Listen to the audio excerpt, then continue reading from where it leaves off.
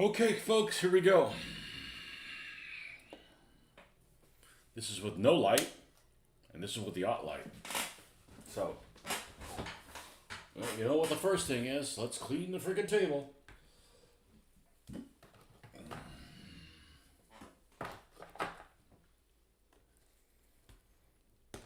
All kinds of things that need to go back in where they belong.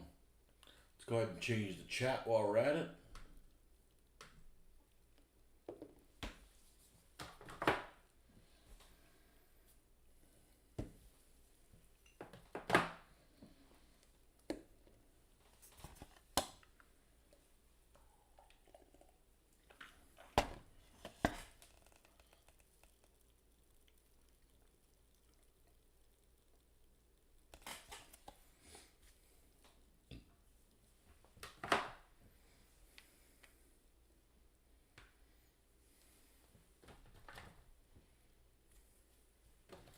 And we'll see if somebody shows up. And if somebody doesn't show up and entertain me, keep me on task, I'll just cut it off early. No pressure.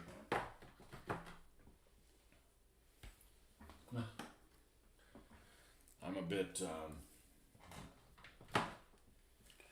out of it.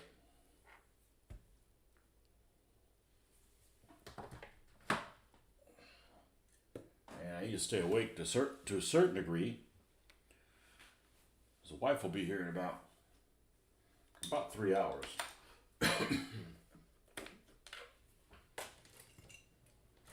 All right, so the question is, what are we going to work on? Well, first of all, I'm going to get rid of these little pieces of paper.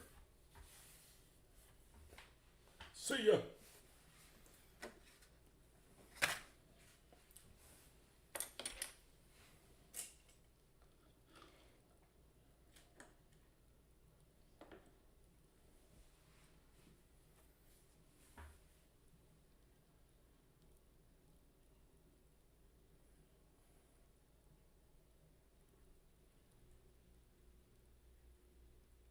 Yeah, these Airfix figures are pretty darn decent. Pretty darn decent. Especially considering how old they are. Alright, so we've got the hatch on this T-34 put on there. And I'm not going to take the airbrush and airbrush this out. I can do that. But I think I'm sharp enough. We'll see. That I should be able just to brush paint over this.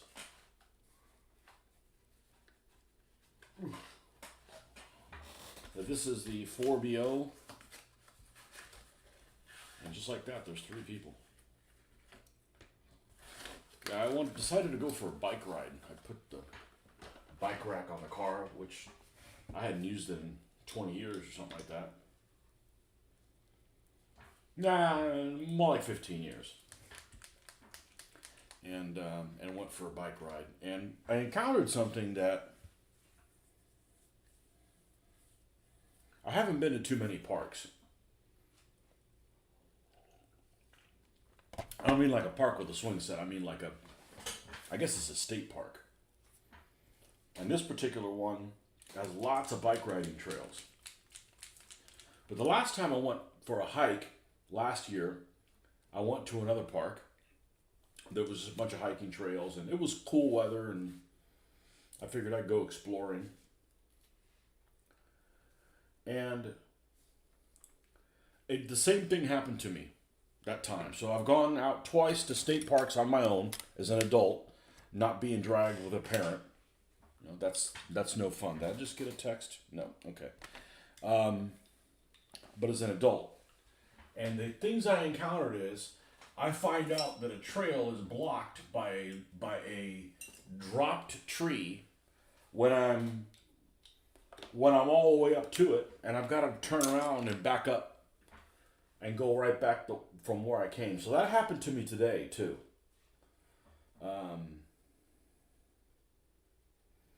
As a matter of fact, the other time it happened, it wasn't too far for where the split was.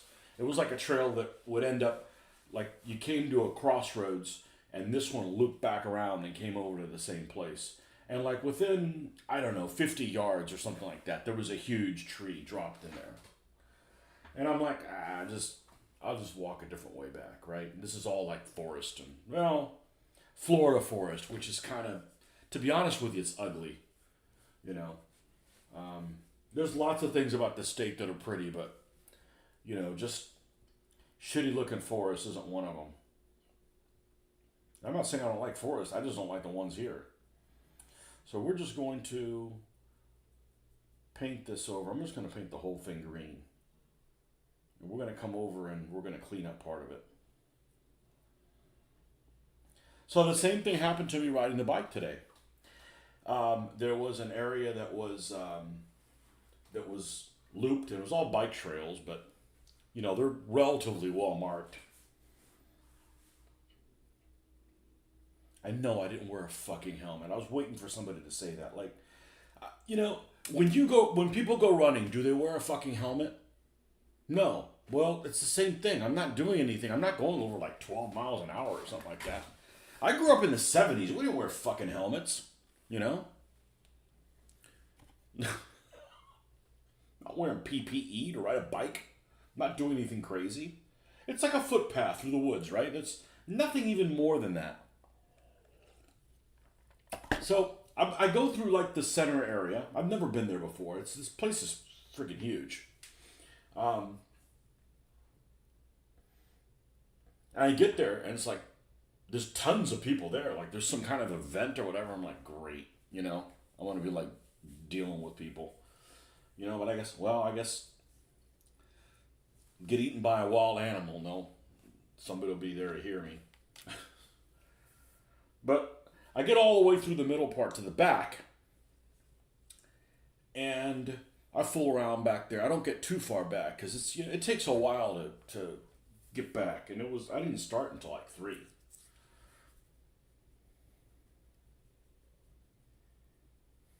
And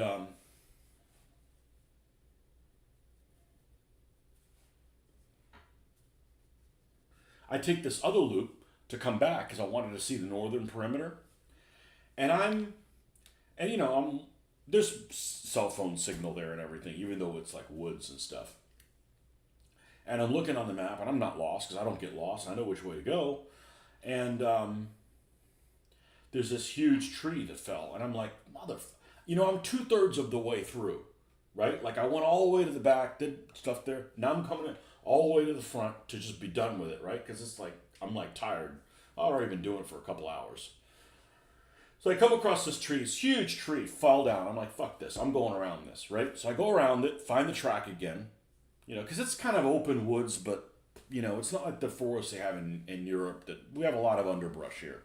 But you can kind of see through it. There's deer and stuff out there. It's kind of nice. Find the track again, go back there, and like another fallen tree. I'm like, sons of bitches. So I go around that one too.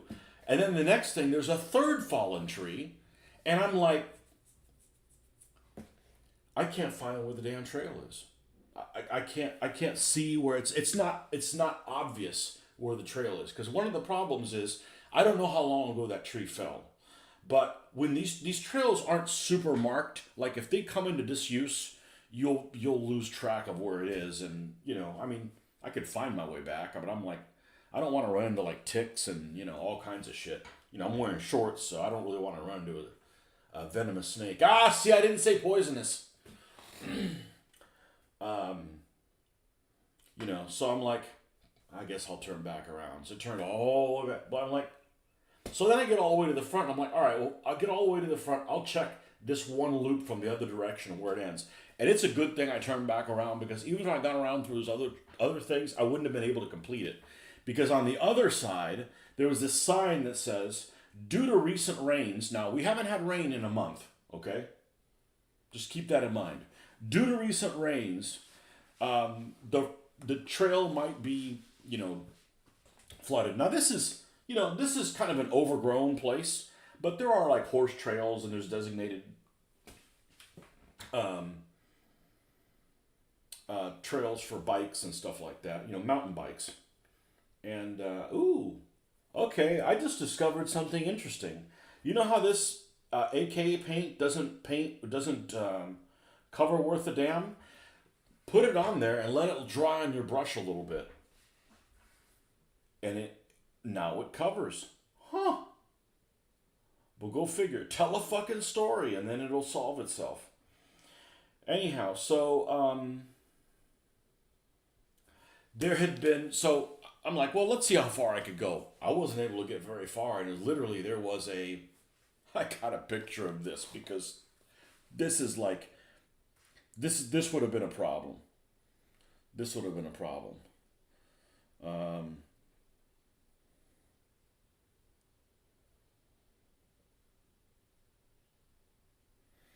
First there was like this swamp near it. And this is probably one of the places that's the least overgrown. Like it looks clear, right? But there's a swamp out there. So I'm like, the trail goes on the perimeter of it. And then I get over to the place where it ends. And you could tell some brave souls decided to go across that, but yeah, you're going to get more than your feet wet on that. That's some heavy duty shit. And even if you wanted it, even if you did want to go through that, that's at least 3 or 4 feet deep. And let's assume you wanted to go through there on a dare. That's gator country. that's you don't want to do that shit. So it all worked out, I guess. But I was like, man, we haven't had rain in a month. Even when that last storm that came through brought hardly any rain. So anyways, I'm glad I did that instead of sitting around at home, because I've been having issues with that planters thing, which is really annoying, because it's like a pain that's not a pain until you're sitting on it, and I feel like I got enough exercise that worked its way out. So that was good. So anyways, we got some exercise today. So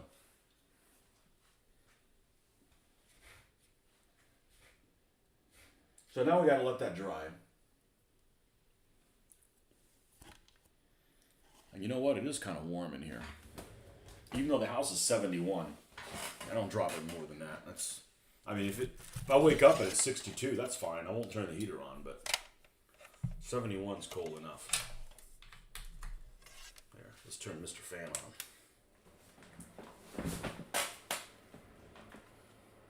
on. Anyhow, that was today's adventure.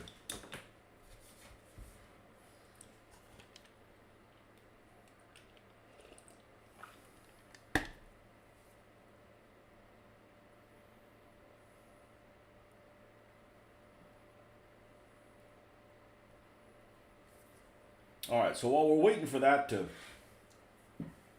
do its thing, we might as well get some black lining here.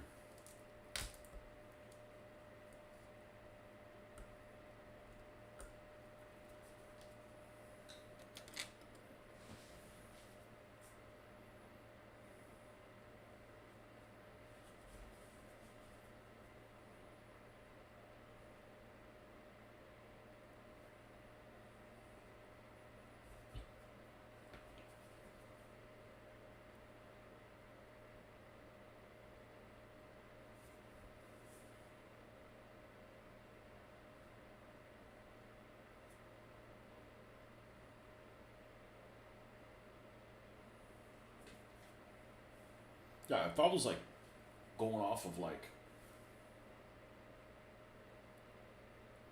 cliffs or doing crazy type of, I'm just riding the trails, man. Just like if I was walking it. I'm not wearing no fucking helmet.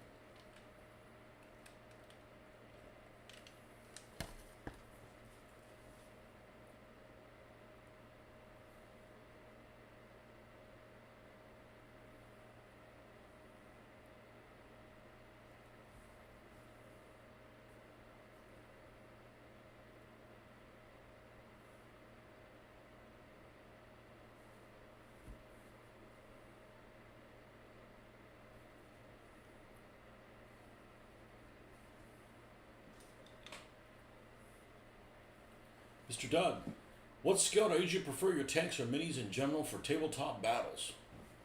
Well, I prefer 172nd. These happen to be 176 because that's what I picked up about 100 and over 100 T-34s. Over 100? Close to 100. Man, I don't know how many it was. 70, something like that. A shit ton of them. At an estate sale that was being held at a convention. Well, it was a convention, and one of the vendors was like basically somebody who wasn't around anymore. They passed away, and they decided their brothers were selling some of the stuff. Another one was actually there was 2 estate sales at that one convention, and I cleaned out on both of them. Unfortunately, but this one happens to be the one that some brothers were selling the guy's stuff, and he had a ton of these T-34s, and they're 176 scale, so they're a little smaller, and they're really these are really old models, but I have no affinity for 28 millimeter. I've never played games that have 28 millimeter. I'm not like, well, he's used to Fantasy or Warhammer or something like that, so let's bring him over. That doesn't apply to me. I can see where that would apply to some people, but it doesn't apply to me. And 15 millimeter World War II just didn't exist in 1990.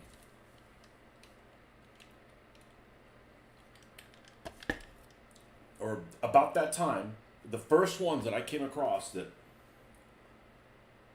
and they may have existed somewhere, but in the U.S., that was before the internet. So the only way you're going to find out about something is like mail order, or if they have it in a store. And Command Decision and Skytrex had gotten together to do 15 millimeter stuff together, and that was the first 15 millimeter World War II I was ever aware of.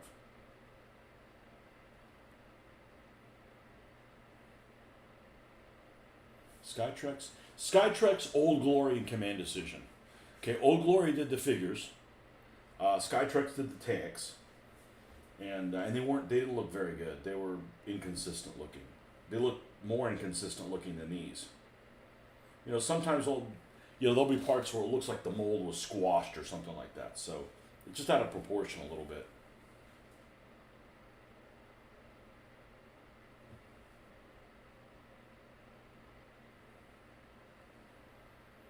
But I'm a 20 mil guy.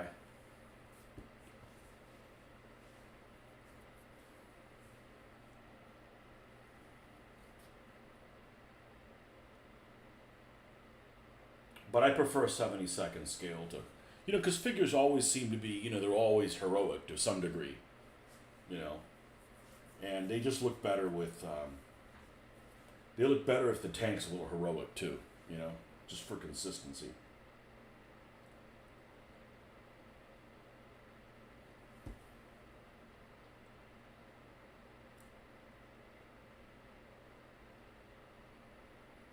So I'm rarely going to ever encounter something in the scale that I'm looking for in a store.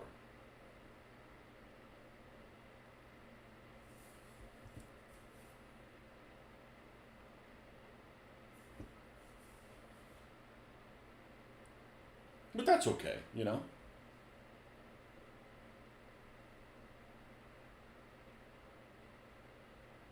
Keeps me from just buying something because it was there. Don't really have that problem. Okay, is this still wet-ish? Okay. Yeah, so I got a really good deal on these things for like, I don't know, $4 or $5 a piece, maybe even less than that. And I painted a bunch of them. I painted probably 50 of them.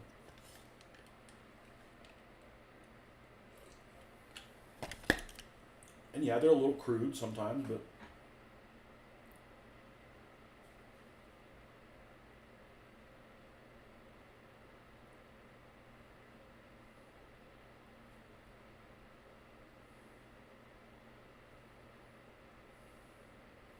only estate sale that I'd say that I've been to that was, you know, worth going to. Of course, I didn't really go to it. It came to us. I was going to the convention anyways, and I didn't know this person that passed away. I didn't know the person who had the T-34s that passed away. The one that had the other stuff, yeah. I want to say I played some stuff with him before. He's an older man, but this one was just fluke. I don't know what it was, but it's a shame somebody had to pass away for me to get these. You know, it's not like, well, I hope other people die. Let me get their stuff. It's, you know, it's got nothing to do with that.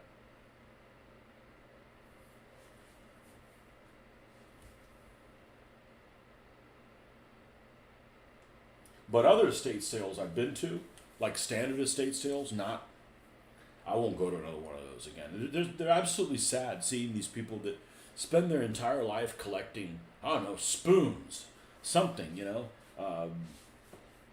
something that brings them memories and nobody else gives a flaming shit about. It's just sad. It kind of hurts your soul a little bit. Like, you know, what are we doing wasting our time on all this shit? You know, these, if somebody throws these away or whatever, no, I hope not. But, you know, at least I'm getting some therapy out of it. You know, I'm doing something with it. But just buying stuff, you know. Salt shakers. Yeah, I went to an estate sale one time. It was like, this older lady had a fetish for salt shakers. And I'm not talking like she had 20. I'm talking like she had 220. It's like, you know, I think when you get to 100 of them and you're not using them, you just like, you know, and it's just sad just seeing what you find out, the stuff that's really important to you and it's not important to anybody else.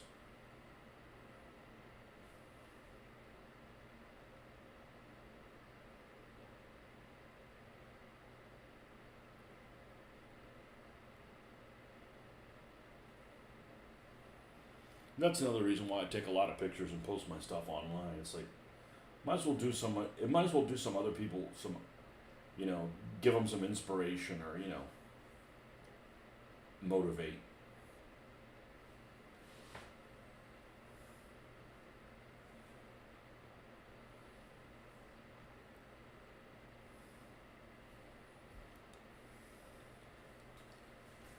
Yeah, I get you. The models can be quite expensive. Yeah, they are. I mean, these, if you bought these new, I think you can get them down to about $15 US. So getting for a third of the price, you know. I was like, well, why do you have so many T-34s? I'm like, hey, I got a good deal on them. It gets me to practice. You know, if I only bought two, I'm not going to make one of them winner. What if I don't like how it turns out? Well, now we have plenty of them. We can experiment.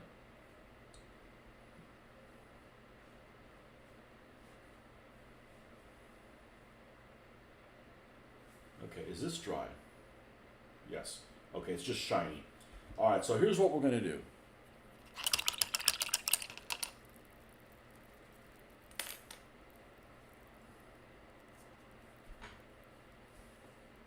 We're going to take our washable white,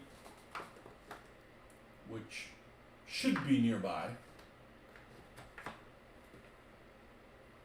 I have another one that's not in the Russian camouflage set, but I guess I'll grab the one from the Russian camouflage set. Did I just find it? Damn it, go away.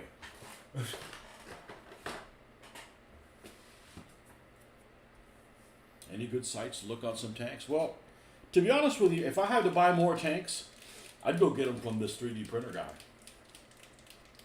The name of his company is called Iron Horse Collectibles. So if you go Iron Horse Collectibles, and then he has access to 8 or so designers, and a lot of his stuff is scaled for 1/56 scale. But, you know, there's some that's for 15. You know, he can scale it whatever scale you want. And this stuff has really good detail. It's less expensive than model kits. You know, I don't mind putting model kits together, you know, but You know, some of the model kits are very difficult to find in the scale that I'm looking for. I would go there first because it costs less than a model kit. You know, and in whatever scale you want, he has it. I mean, he has access to just about every design. You know, so I did an unboxing on these vehicles I did the other day on my channel. I think let's put this here, but that's where I would go first. I mean, if I need more vehicles, that's where I'm going. I mean, it's just there's no doubt about it. Now I'm going to take this washable white and I'm going to get it almost all out. Okay? Then, because I airbrush this, now I'm going to come in and I'm going to cover some of this.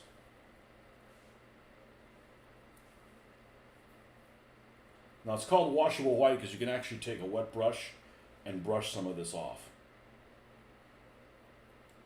Like the real paint.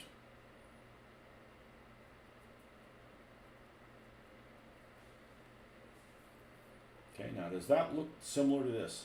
I believe it does. So then we're going to come in here.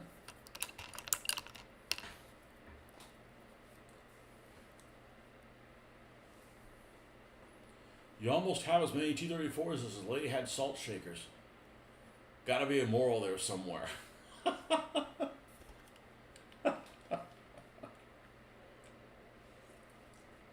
220. I still got a few more to go, Jack. Oh man.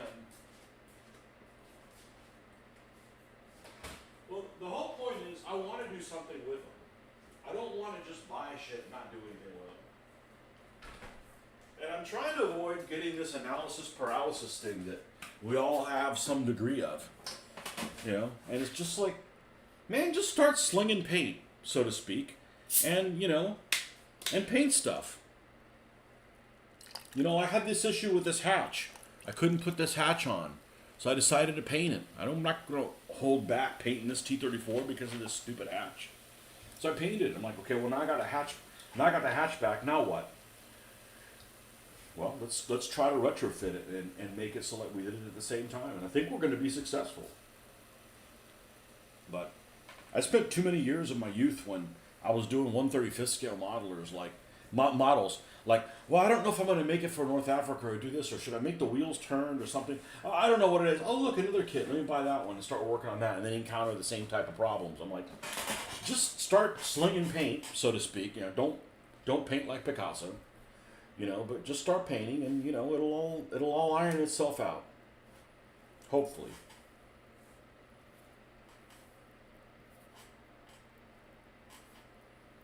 It was like writer's block. Same thing, painter's block.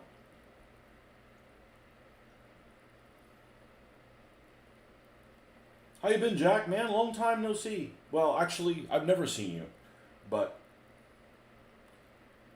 that's not true. You make your own videos. I have a very hard time understanding your videos, though. I don't hear well, so I apologize if I've watched your videos but didn't make a comment, because I'm probably like, what the hell are you saying? You know, I'm a stupid American, so I don't know all your little accents from your island, but it's mainly volume, and there's lots of people that I really like their content, but I don't know what the hell they're saying. Frazier's, I wish his volume was up higher. I don't know what he's saying. You know, and I don't hear well, so when I don't hear well, I'm like, okay, let me put the headphone things in, right? Because I hear better that way. Can't get it up loud enough to understand them. So,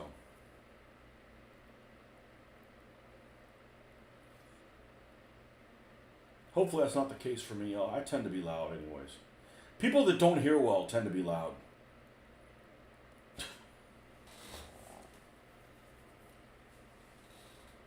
And I got a couple people at work, man, they're mumblers. They'll come in and they'll start in the middle of a sentence. You know, they're probably thinking, man, are you stupid? No, I can't fucking hear. I'm not stupid. I can't hear. And you mumble. The previous owner would be happy to know you are continuing with this project. Well, you know, I'm certainly not one of those like, oh, I'm glad they died because I can get their shit. I don't need, I don't need stuff that badly. I don't wish that upon them. If they were an evil person, well, if they were an evil person, I wouldn't buy their stuff. But I didn't know who these people were. One was an older gentleman, not this one with the T-34s, but some of the other stuff that I got. But this guy, I think, was somebody that was close to my age. Like, you shouldn't be dying at my age, you know.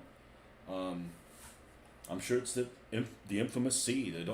C don't give a shit about anybody, you know. So, yeah, I hope so. You know, I'm at least paint these things. The therapy of doing this keeps me from, as I like to joke about, keeps me from being an active shooter. And hopefully posting pictures invigorates other people to continue with the hobby, because it's a wonderful hobby. And it's a cheap hobby,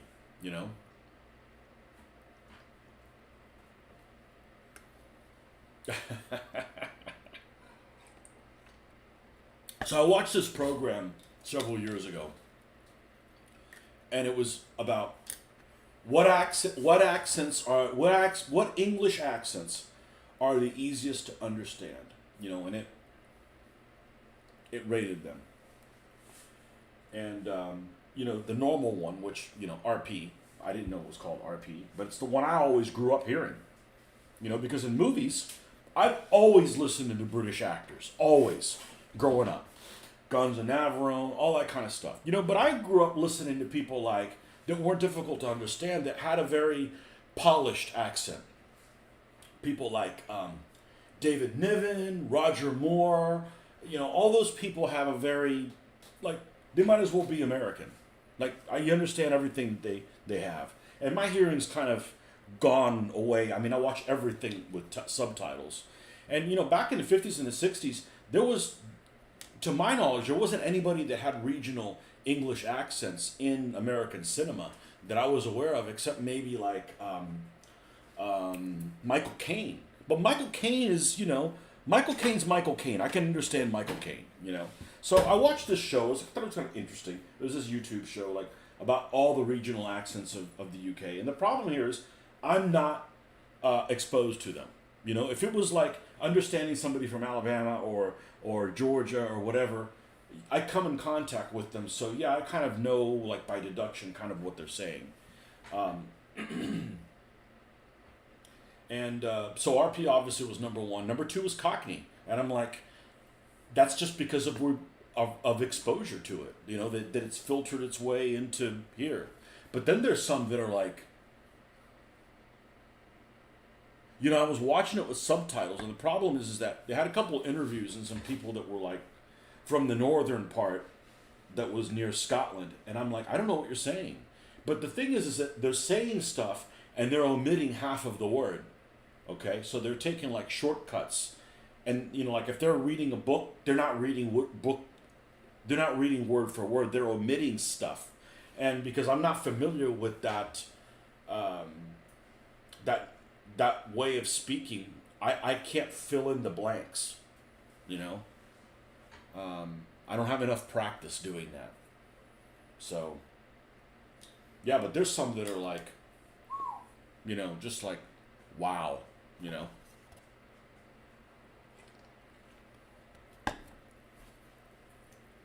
Anyhow,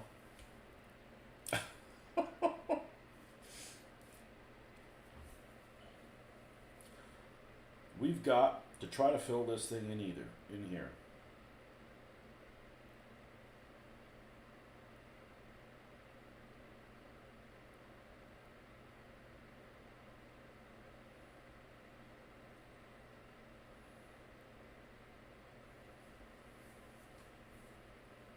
And then we're going to do a little trick after this to blend these two together. Now, I actually don't like this camouflage pattern. I think it looks stupid.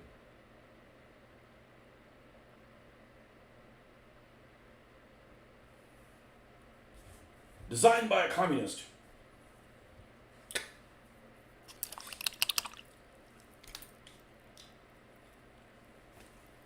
Regional accents in the media are still uncommon. Social media has seen an increase.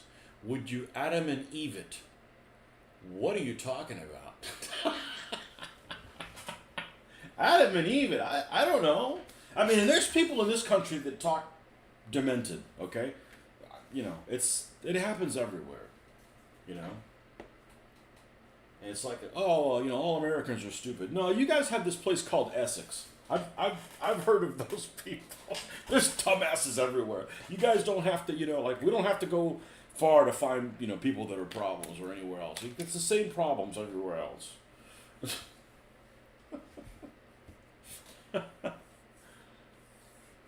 They discriminate against your regional accents, huh?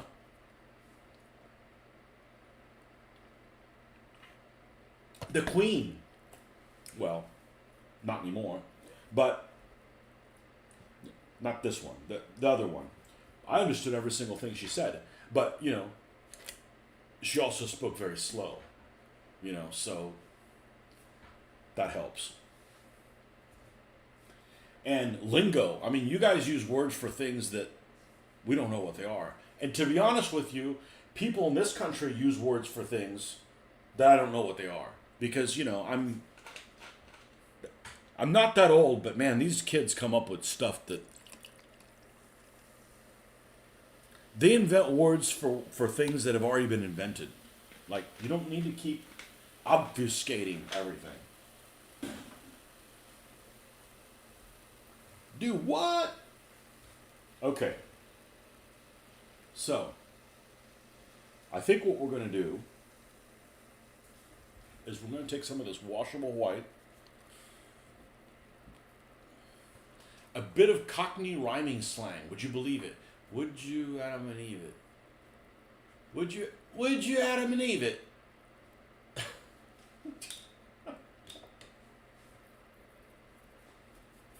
Oh, you guys are going to hate when I do Australians or shit like that.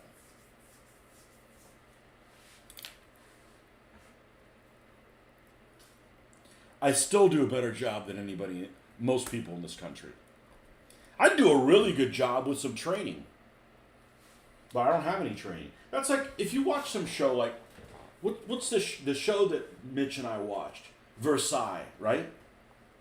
The guy that plays Louis XIV is the same actor, I don't remember what his name is, that plays the monk in the Vikings that gets taken as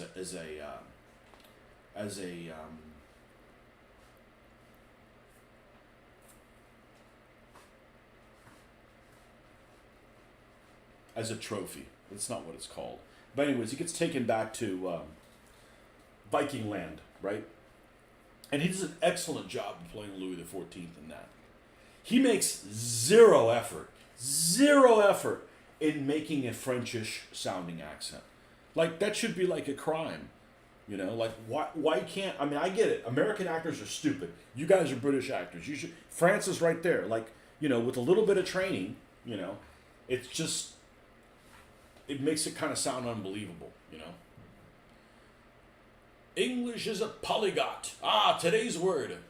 Of all different languages from incomers and invaders over the centuries. That's why there's so many different words for the same thing. I was talking about this newfangled thing these kids come up with.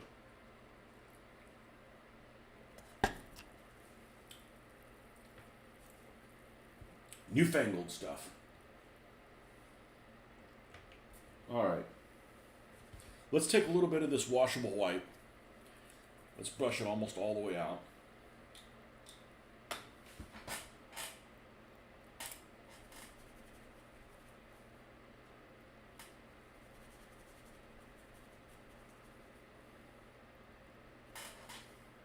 And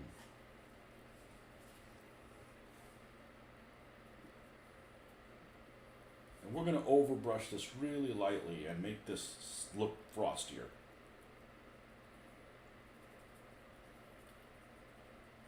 Yes, ever so slightly.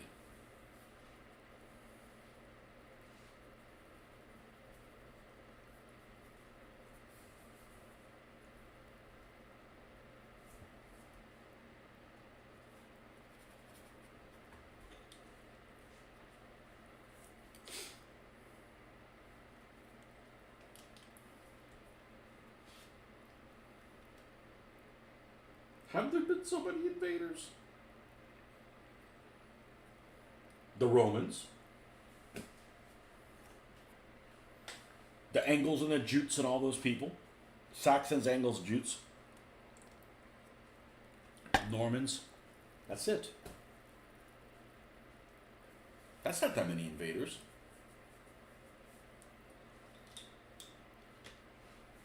If you were in Central Europe, it'd be a nightmare.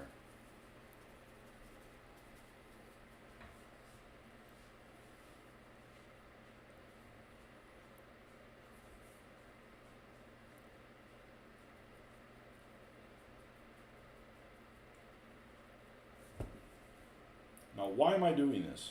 Well,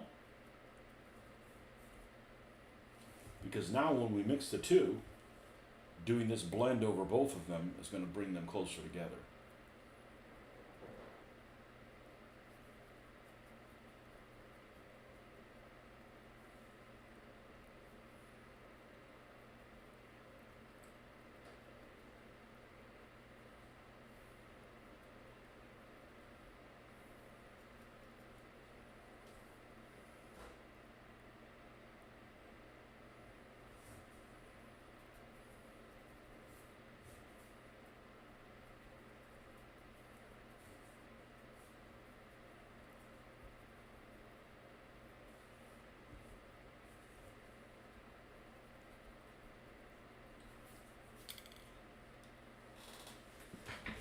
Now, let's look at this and see if I fooled myself. Yes, I think so.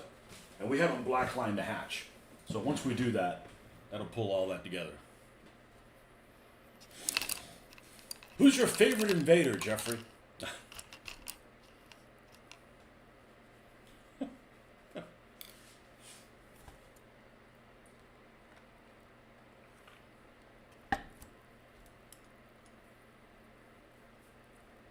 It's on some history page. And somebody said something like, there was some video game they were playing that they just came out with where you can, like, remember that old game called On Guard? Where you basically, it's a role-playing game where you're basically just trying to improve your character's status. I think it was done by, actually, I think it's done by the guy that did Command Decision. I can't remember what his name is right now. But anyhow, it's done in the 70s. You guys, you're probably familiar with it. It's a cool game.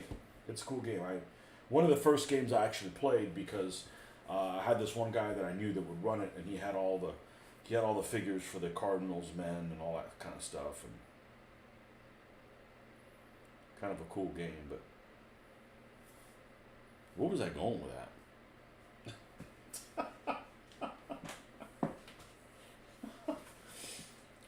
Something about On Guard. Frank Chadwick. That's what the guy's name is.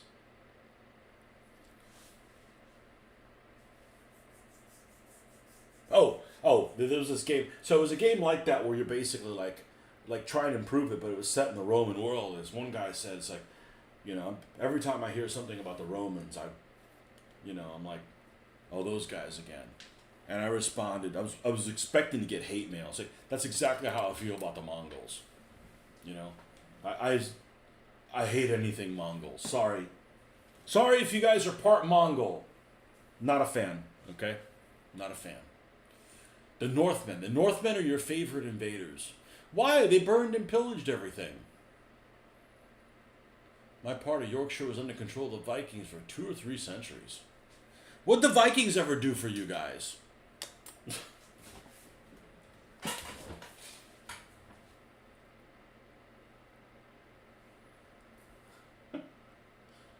I don't like invaders that invade and then you can't negotiate with them. It's like, all right, I'll give you all my stuff, but do I get to live? Besides, you can't even understand the language. You came in here, it's like, could you not kill me? And meanwhile, there's like slinging axes. I'm like, okay, yeah, okay. I don't hate the Vikings. I'm just saying,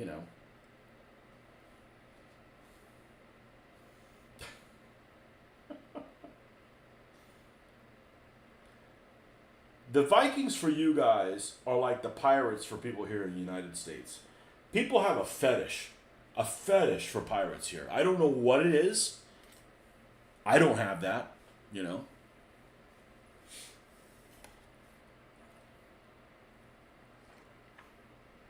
Besides, they just wanted to steal the shit we had stolen from the people that were over here.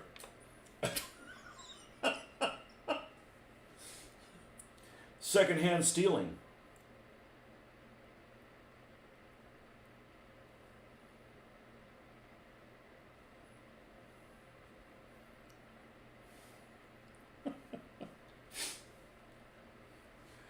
They hung around so long trying to understand our accent. That was only the first way they settled the islands around Scotland and in the northern part of the mainland. Yeah, you know what I didn't know? And I'm not, like, history ignorant. Like, even before DBA, I mean, I took history as electives. I didn't know that the people that were on the island of Ireland actually came to Scotland. I would have thought it was the other way around, you know? That was fascinating.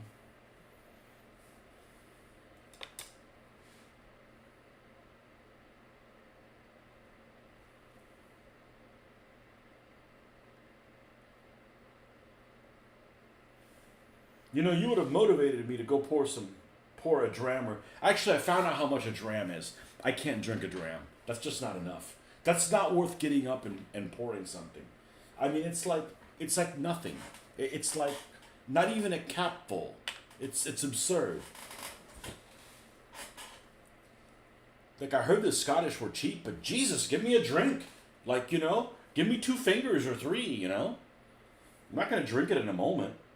Anyhow, if it was not a work night, I'd go pour 10 drams or something.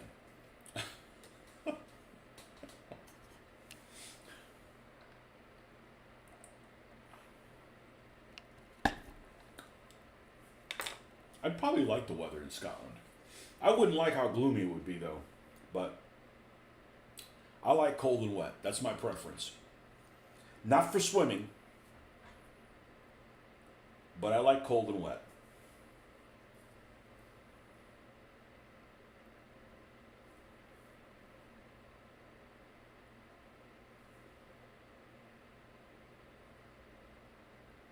Never got around to painting my feudal Scottish army. I would have had a lot of fun with that. Oh well. Maybe I'll do it one day for another rule set. Scotland didn't exist before the 9th century. Well, it was called something else. You know, that area. Alba.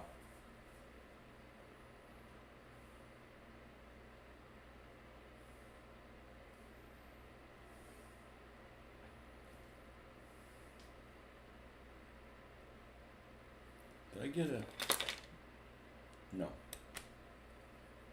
I was mistaken.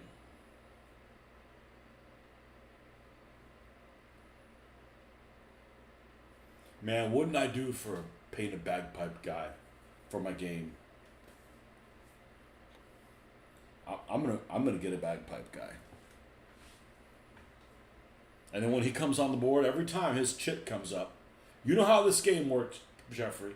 Every time his chit comes up, you know.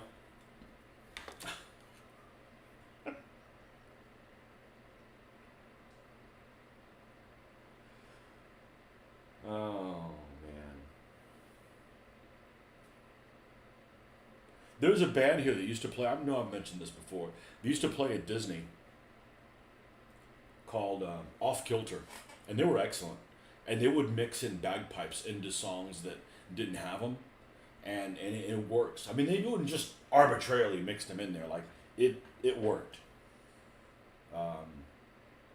And they were in every song because, like, the lead singer was the bagpipe guy. So, you know, every song that they did worked. They worked the bagpipes in there. Pretty cool.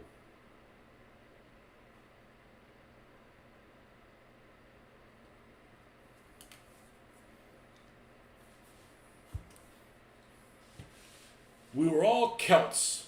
No countries or borders. You traveled where you wished. And nobody wore shoes. And everybody wore a dress, whether it was male or female.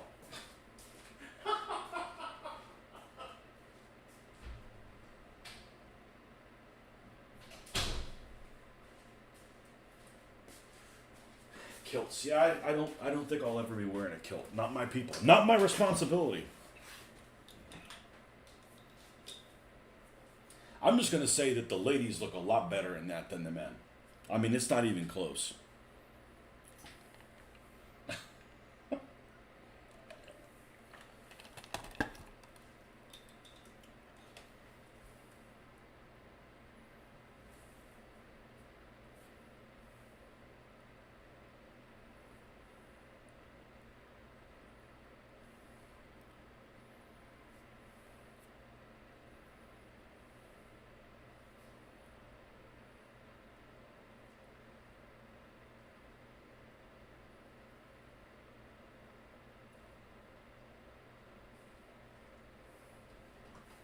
The thing I always get mixed up is between Celts and Gauls. Because the Gauls are Celts, aren't they? They're like a subset of Celts. You still go barefoot in your frock. No, not me. I can't walk outside barefoot. Now Mitch is part Celt or something.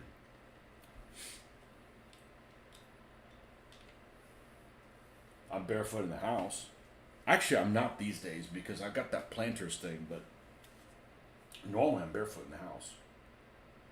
At the pool, in bed. I don't wear shoes to bed anymore. No, I have shoes that don't go outside. Because we don't bring outside filth in it. We've got a floor that's very, very dark. So just to keep the dust down and stuff, like I don't wear shoes inside the house. And we don't have any pets or anything, so. But yeah, I don't go outside like.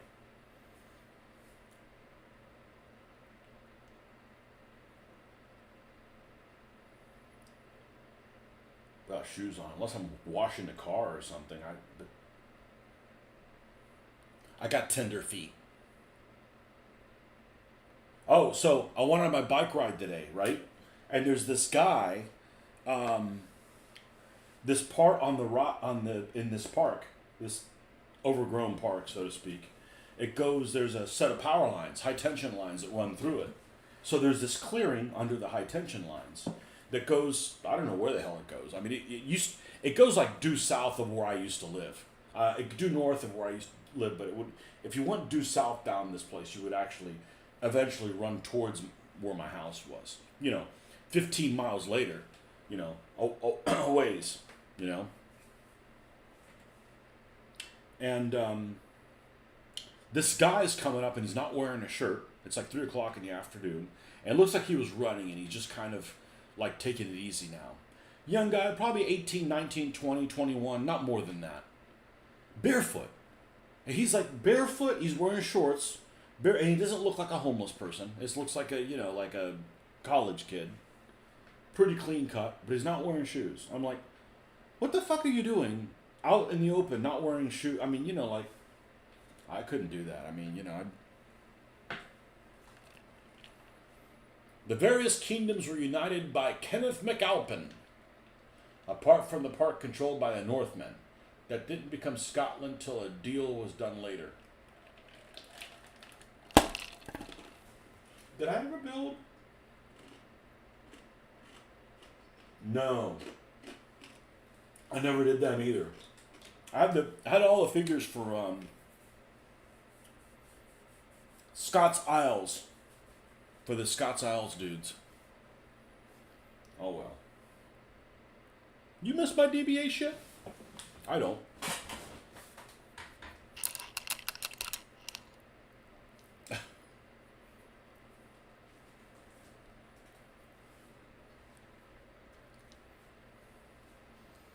I know you're a viewer from the DBA days.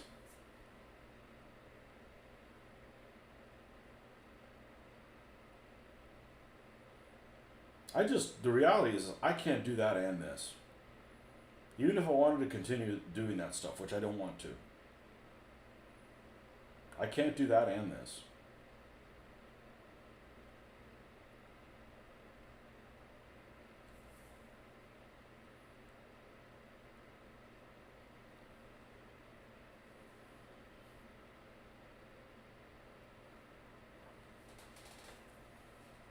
Scots Isles and Highlands.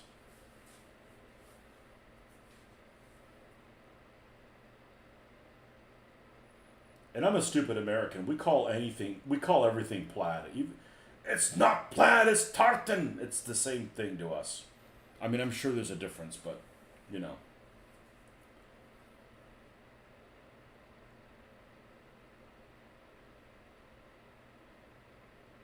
I did do some on my Irish. Oh, I love that Irish Army. Odago and Company.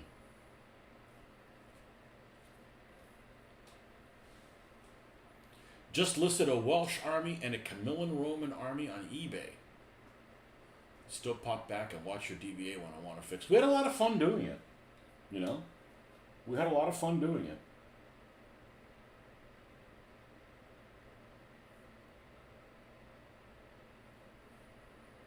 I'd probably still be doing it if people weren't, let's see, how can I put this? Pussies about showing up to play a game. And I don't mean my local guys. Local guys are fine.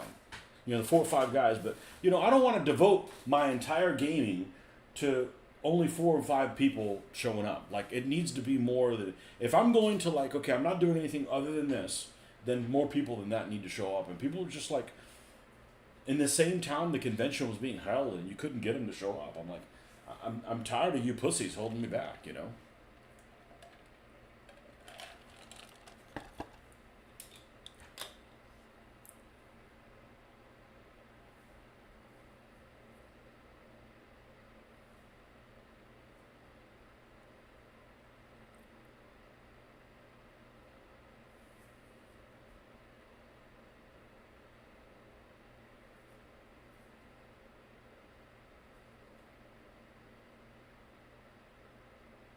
What, the guys still play that at the convention, the same people?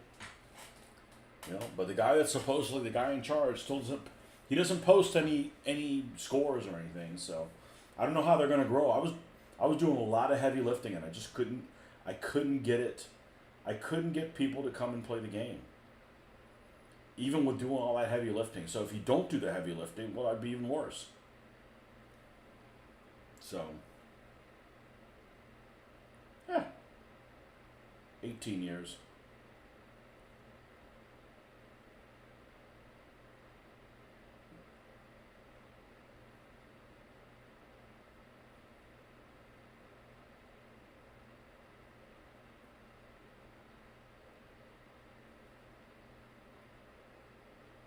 And I'm fine with people that play the game, you know. Just don't ask me. Nobody believes me. I'm not, oh, you can come back to it. No, I said I'm not playing the game again. I won't.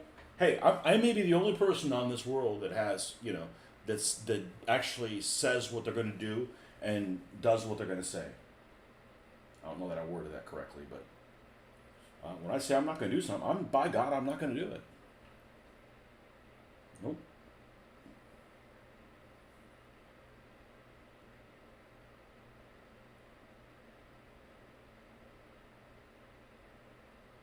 I'll even go a step forward. I'm not putting a game together anywhere other than here where I live, because it needs to be easy for me. I'm doing all the heavy lifting. You know. We move on. The armies will still be there if needed. Yeah, I'm not getting rid of them. Yeah. Yep. There's still, it's still artwork. Think of it. It's artwork that you could play and roll dice with. You know.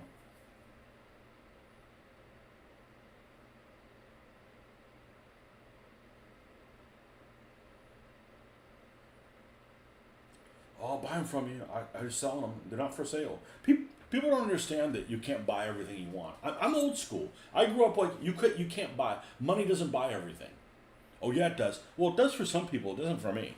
Somebody says, "Hey, here's $1,000. Let me do this." And no, I don't want you freaking doing that. You know, I'm not a sellout. I don't need money that bad.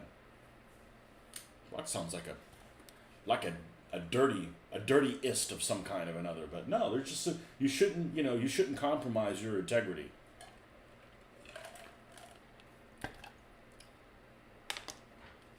See, I wouldn't make it in politics.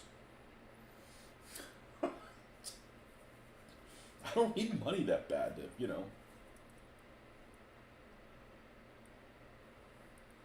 compromise who I am.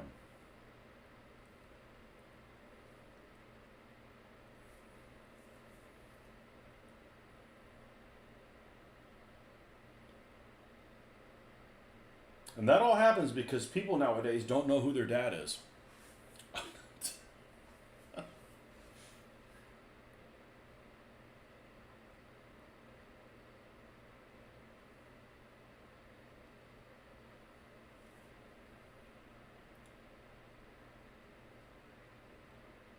These aren't bad. The problem is when you go from this to this, you're like, man, this thing looks like crap. Well, it really doesn't. The problem is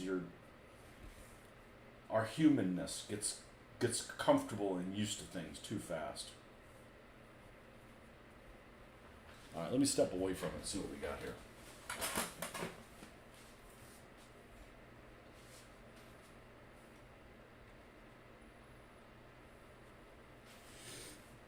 And the human eye is a marvel. You'll take a picture, and these phones are advanced. It doesn't look the same as a human eye. A human eye is just incredible. Even with not being able to see, even losing your vision.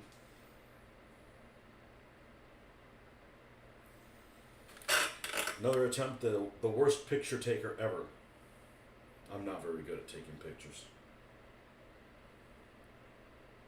Oh, we're getting there.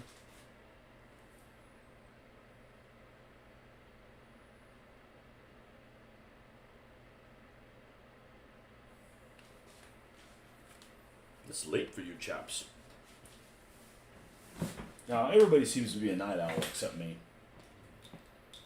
My mom is close to 80. My stepmom which is my mom. She's close to 80. And the other day she's like, yeah, I couldn't go to sleep. I stayed up till 4. I'm like, man, you should have woken me up to get up in the morning. I'm like, I'm on the opposite schedule. Like, I can wake up at 4. I can't stay up till 4.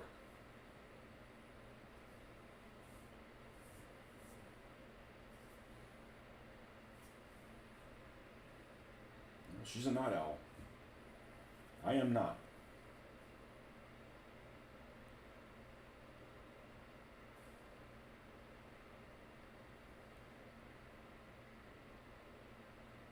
I didn't used to be.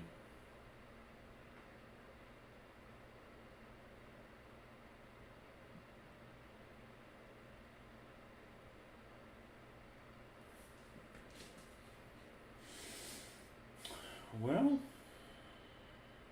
I wish I hadn't molded this stupid cable here. There's like this half-ass molded cable that's there, and it's here and then it disappears, and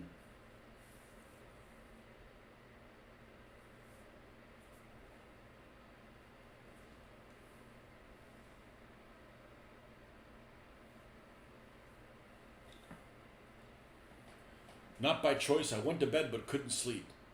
Yeah, that's happened to me before. I didn't have any I did not brew coffee tonight. Usually I do that for the night sessions. No, I'm not going to do that.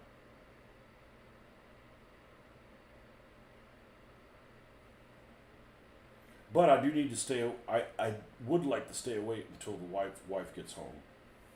But she's still at least a couple hours away.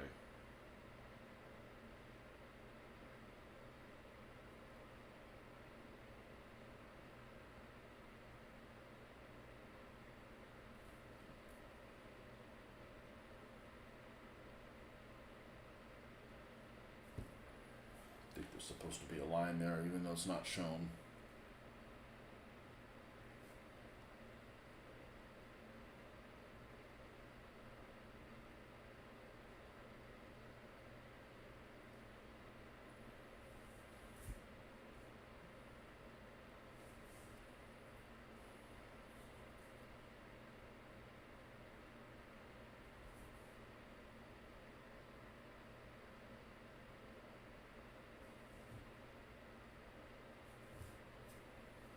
Okay, there's that one. We've already that one because this one's even got the drippings on it. We didn't do anything on the wheels, did we? No.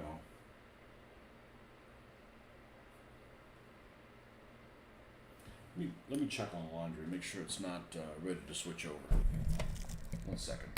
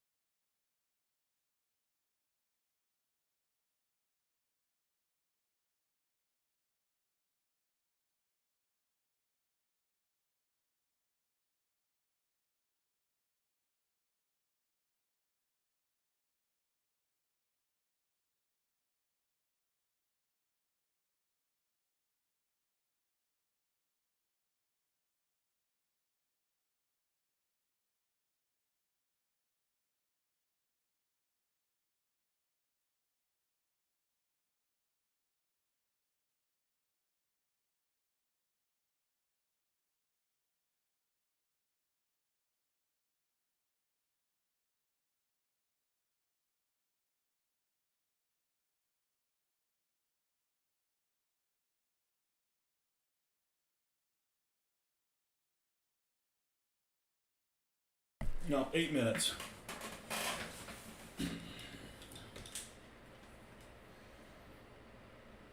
Well, we do need to do this. Now I'm going to base all my vehicles, and I'm not sure I'm going to do that with the snow ones. But I'm not in a hurry to base stuff. In case you guys couldn't tell, I'm behind on basing. I just feel like I lose a lot of momentum with it.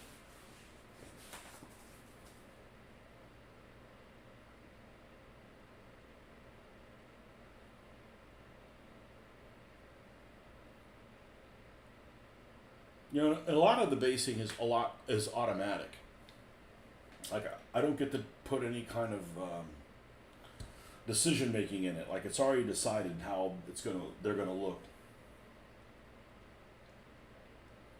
for the most part.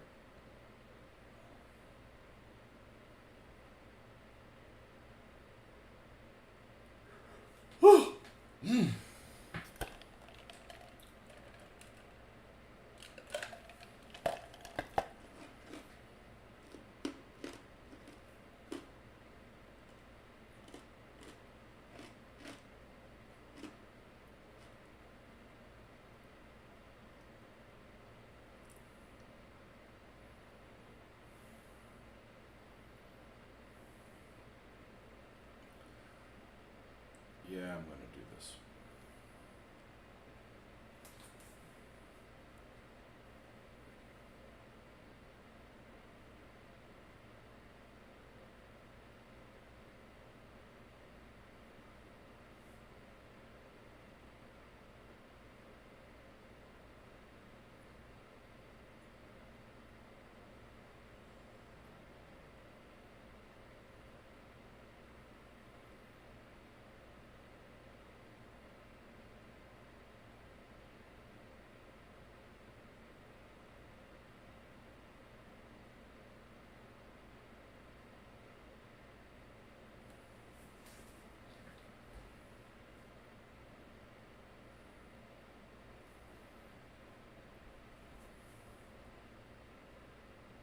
I got such a chuckle several years ago. I think it was a couple of years ago when I came across some post where it had been an older gentleman or somebody, 10 years older than me, which is most historical war gamers are 10 years older than me.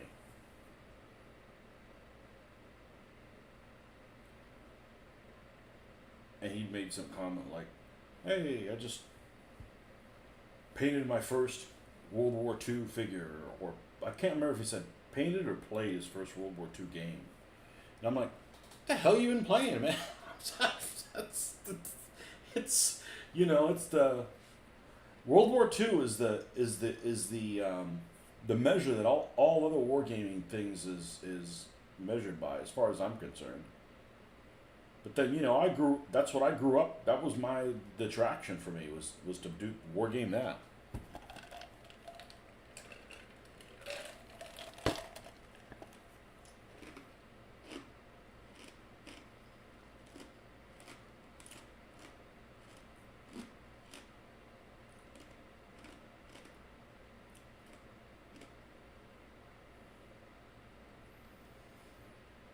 never played a World War II game before? Like, what have you been playing? Nappies.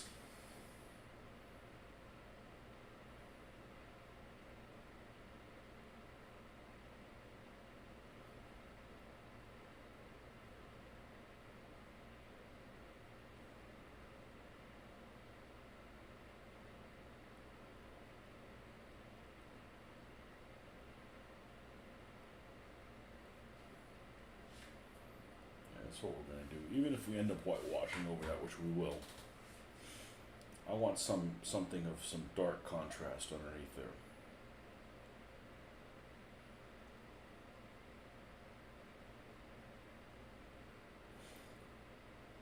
This is practice because I want to take that king tiger that I have, and I'm gonna three-tone it, three-color tone it, and then I'm gonna do snow on top of it, light snow. You know, maybe something like this. You know, where you can still see, not necessarily that pattern, but you can still see that it was green underneath, kind of thing.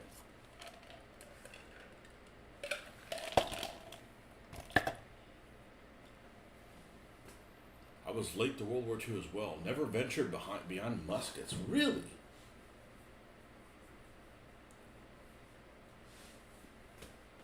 I've just, you know, as a kid, that's what I would watch.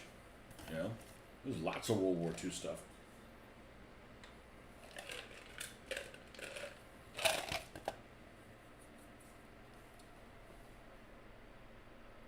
And veterans that are alive, and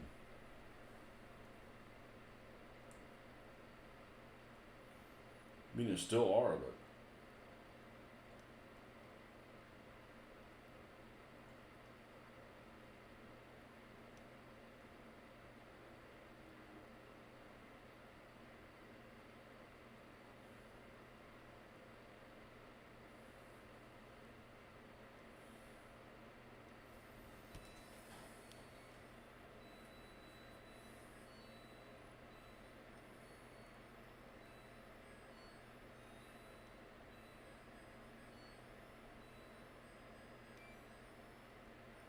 oh, there's a little tune.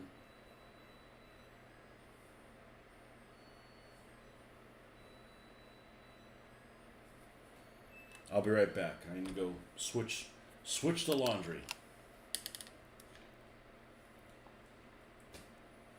Hey, Maroon, I'll be right back.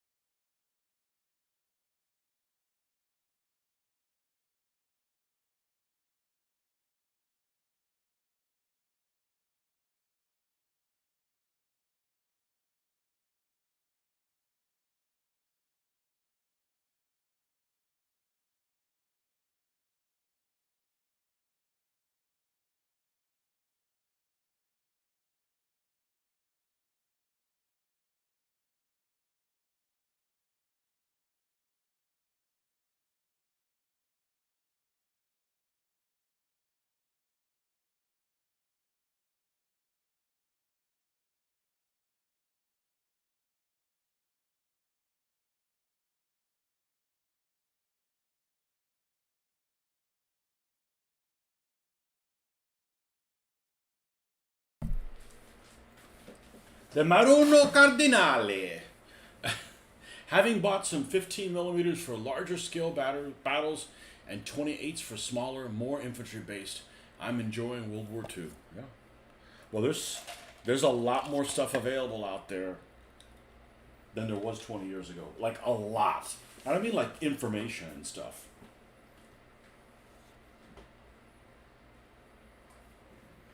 A lot of stuff out there.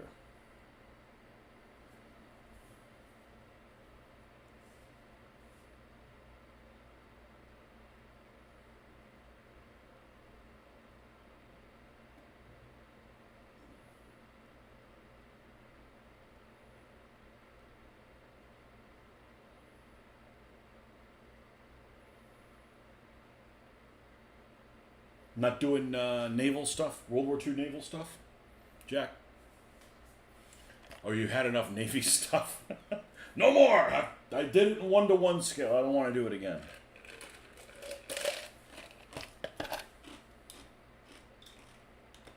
I love British Navy World War II stuff. Love it.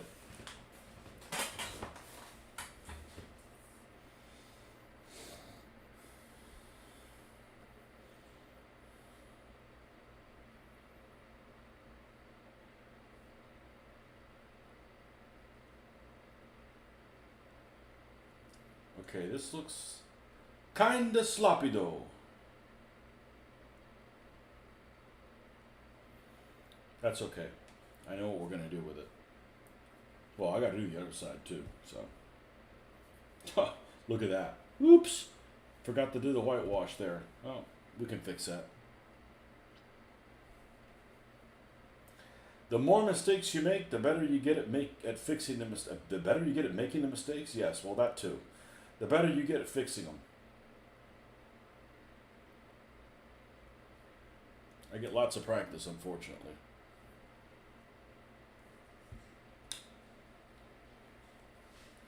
Kit hunting trip was a surprising success. Got 2 Nito kits and some Italy battlefield accessories.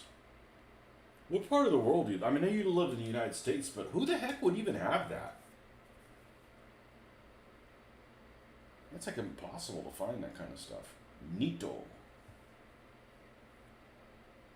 I think I have a couple of I think I have a couple of Nitos. As a matter of fact, I think that the that one of the Stugs that I have is a Nito kit, an ex-Nito kit. That ended up taken over by Fujimi. Because Fujimi, growing up, I was like always like, you know, the Japanese brands are like the best. Like this stuff is like the most detailed, and Fujimi stuff is great. And they got a lot of dogs. Fujimi has a lot of dog stuff. You have a number of naval board games, Napoleonic to modern day.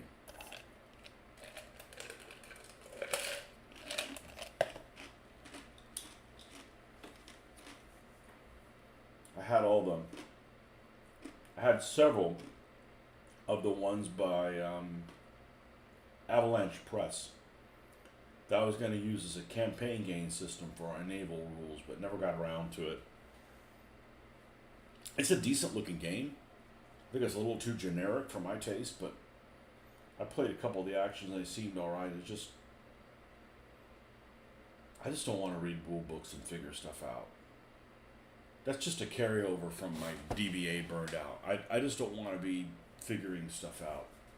You know, I don't mind painting things and that the painting process take a long time. That doesn't bother you. But spending a lot of time to try to frickin' find out where the, you know, what makes everything tick and then try to remember it and not screw up.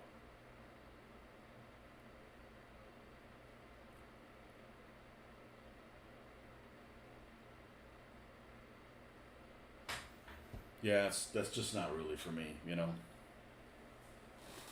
Found them at the flea market. Oh, today was the last day it was open for the year, so there was bound to be something. Person who got the Nito kits also had some MPC. I reckon they had them in storage. Well, so here's the thing about MPC. I've got fond memories of MPC because that's my Airfix growing up here in the States. As a kid in the '80s, I didn't see Airfix anywhere. It was all Airfix models, but they were branded as MPC. If you go to Hobby Lobby these days, they have MPC kits, or at least they have them in MPC boxes with MPC logos. So I guess they had a bunch of boxes left over or whatever, but they didn't have any war stuff. It's like cars and shit like that, But MPC was the brand in the early '80s, and I got a lot of them. Like ships, I got the Bismarck and Repulse and Ark Royal and Suffolk and Graf Spee and Prinz Eugen. What else did I have? They didn't make a hood. I would have had it, Ajax? I want to say they might have made an Ajax. Maybe they made an Ajax and I didn't get it. I was not in charge of my own monetary situation. I was a child. And all the reconnaissance set and I just built the Pack 41. I've had it forever. And I didn't have it as an Airfix, I had it as an NPC. Several of them. They were good. They say, well, they were good for their day. I don't know. They're still, I don't know. I thought they were okay.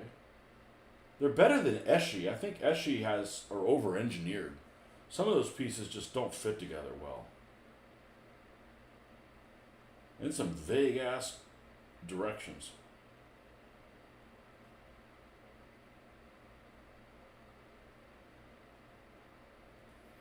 Vague-ass directions.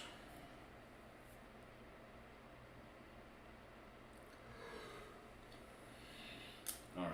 I'm going to have to make some coffee. Or I'm not going to make it. I'm not making it. I won't make it another hour and a half.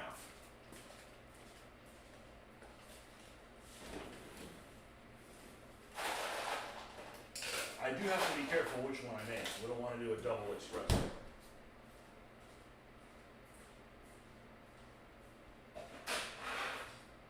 What's this? Intenso. No, let's not do one that's called Intenso.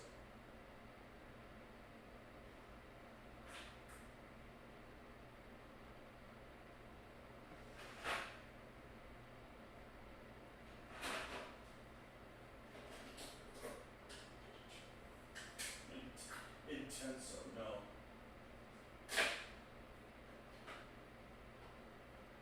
Oh, it needs a moment to queue up. Intenso! You've been finding more kits recently, though, enough that I have quite the stash for once. Might as well before I get another kit now. So I tell myself. So I went to a car show a couple of weeks ago in Daytona Beach. And I decided, well, and it kind of came away kind of,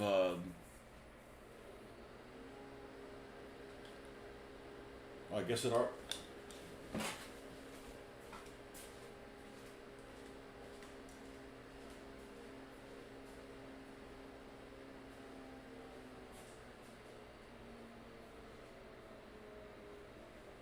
I guess it already started. Good thing I had the cup where it needed to be.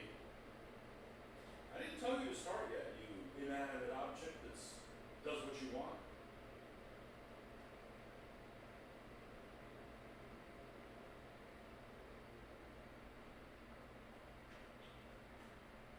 Right, perfect. And a little bit of water so we have some oomph to it, some amount to it. So I was kind of bummed out at the car show. And I'm like, well, I'm already in Daytona Beach. Let's make the best of it. Let's look and see if there's any hobby stores. Like, hobby stores just don't exist anymore. And then I came across one that looked like it could have some gaming stuff or something like that. And it was in a flea market. And I'm like, fuck it, I'm already here. Let's go to the flea market, right? And it's one of those flea markets that's like nice. Like it's still a flea market, but there's parts of it that are actually air conditioned. And it looks almost like a mini mall. This one was in the mini mall part, and they had a lot of kits. They had a lot of kits there. I mean, they had a lot of 1/72nd scale stuff. They had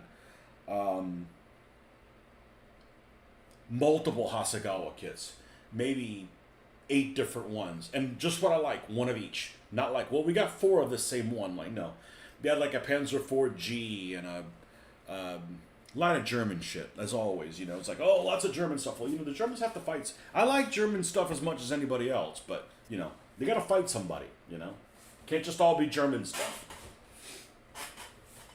So I didn't pick any up because they were $20 a piece. Like, I don't want to. $20 doesn't make me want to buy a kit. You know, like, oh, it's $20. Okay, no hurry. You know, no hurry to buy it. I'll buy it when I need it, and I don't need it. Nah, if they had been 5, I would have bought every one of them. They even had Zvezda stuff. They even had a Zvezda Panther, which I have one. I have 2 actually. And what else did they have that was Zvezda? Su-85 or something like that? Anyhow. I don't understand why some companies have such a problem with making the hatches open on the vehicle. Like, it only comes closed. Like, really? Like, just the commander's hatch. I understand you don't want, like, the driver and the assistant driver and all that stuff hatched open. But what about the commander's hatch, you know? Nope. So both Zvezdas I have are sealed shut. Oh, well. I like having the hatch open sometimes because it gives you a sense of size of the vehicle. But it was actually a nice store. They had, model kits of all kinds. That was just the 1/72nd scale stuff. They probably had, I don't know, over 100 kits. Which, that's a lot. I mean, they probably had more than 100 kits. Because I wasn't counting cars. They had a lot of planes. There's always a shitload of planes. Planes, you know. It's always planes. It's always planes and German tanks.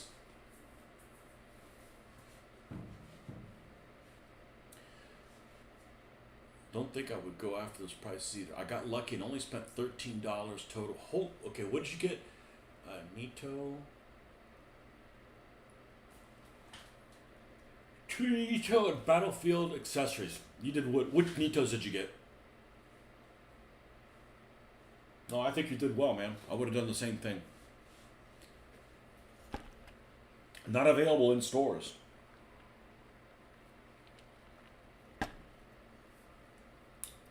Yeah, $20 each. Like, I don't impulse buy stuff. I did when I was a kid because there was no mail order. Like, I gotta get this now, or it's a pain in the ass to get it. You know, now it's like, whoop, aha, okay.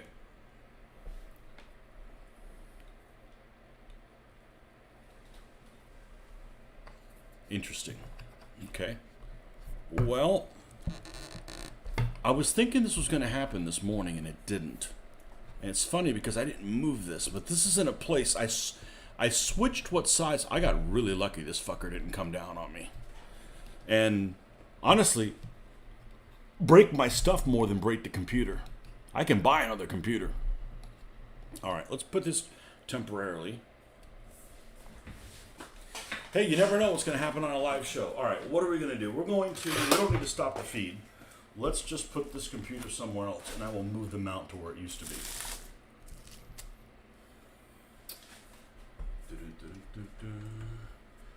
Hold on, you know what? We'll be right back, but I'm going to keep the sound on. Let me just move this. Yeah, it does not like to grab onto the other table. All right. I don't want to close this computer because bad things could happen. But I need to let go of this.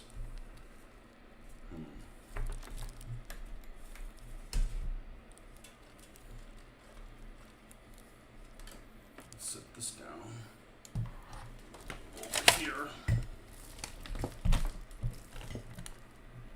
All right, now let's grab this.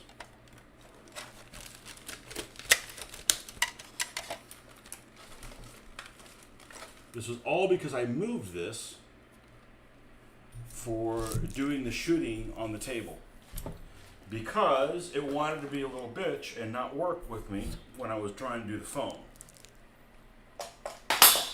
And I'm like, well, let's go ahead and attach this to the other table, which is sitting right next to it. But the problem is the other table doesn't have as much of a ledge. And when I was rotating this thing, it seemed to be slipping. So I'm just like, all right, all I gotta do is just not rotate it, and then we should be all right. No, I got lucky. Let's, I guess we'll unscrew this. Never a dull moment. Adversity is my middle name.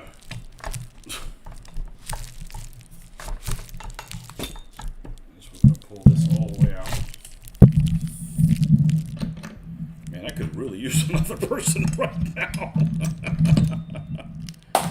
Okay, that goes on the floor. That's fine. That's just a little bracket. Now let's shift this over to this side.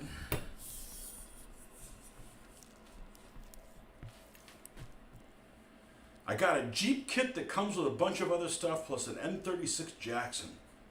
All for $13? Okay. Nito. Okay.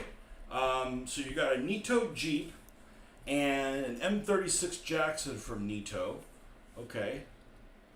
And this book that I'm reading right now called Spearhead. It's like late in the war. It doesn't even start until like February of 45. And it's basically the account of the gunner that was the first guy to try out the Persian. It's a little too like personal. It's not bad. It's not a little too personal. I'm glad I didn't buy the actual book. Let's put it that way. This is where it's gonna go. This is where this needs to go. The old location. All right. So if you enjoyed the new view, I'm sorry. We're gonna have to go to the back to the old view. And in this particular book, there's M36 Jacksons, and the M36 Jacksons. It's like this battle for Paderborn, and March 1945, and these M36 Jacksons. See these German tanks? They're kind of doing Overwatch. I'm sorry if I'm really loud, but I'm right next to the microphone. This will be fixed in a moment. They're kind of doing Overwatch on the advance on this city, and they see these German tanks off in the distance, like 2,000 yards away or something like that. So they start shelling them with 90. They can't even really see them well. They just start shelling them with 90 millimeter fire. And I don't think they get a hit on them, but you got something like a Jackson. Jackson's got a good gun, not so good armor. So yeah, you want to keep that at a distance. You know. Woo. All right. Let's see if we can put the camera back on. I got really lucky.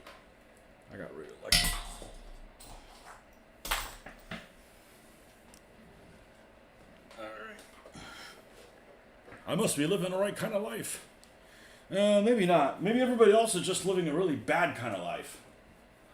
And I seem like a saint compared to a lot of people.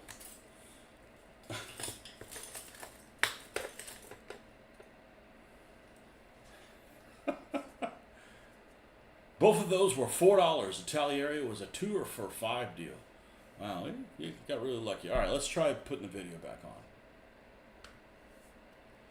on. Okay. Woo! Yeah, there's like a foot that goes underneath it on the clamp. And if I move it to the other side, it's pretty cool, but the problem is instead of having this much of a ledge space, it only has this much. And it's like on this like bracket that's really thin, but it doesn't sit on. It's fine. We'll go back to how it is. It was fun while it lasted. It was good for like 2 episodes, and that's it. Okay. could have been a problem. That could have been a problem. Oh.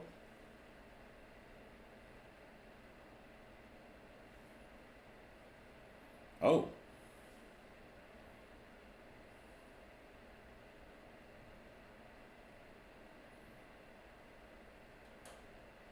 Okay. Wife's going to be home like a lot earlier than I thought. There goes the ball game. Nah, we'll just shut off because, I ain't seen her in 4 days. It'd be rude to continue on my freaking game. Crisis averted. Yeah. No, sounds like you got a good deal, man. Excellent. I would have bought those two. Nito M36. Let's see. Good thing I wasn't up to anything I wasn't supposed to be doing. Oh shit, the wife's coming. Like I said, she could, Nito M36.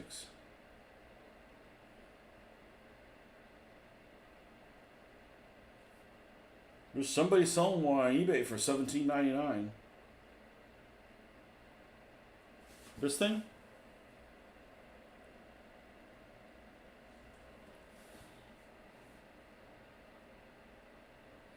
Nito Kagaku. That sounds like a big poop. I gotta take a Kagaku.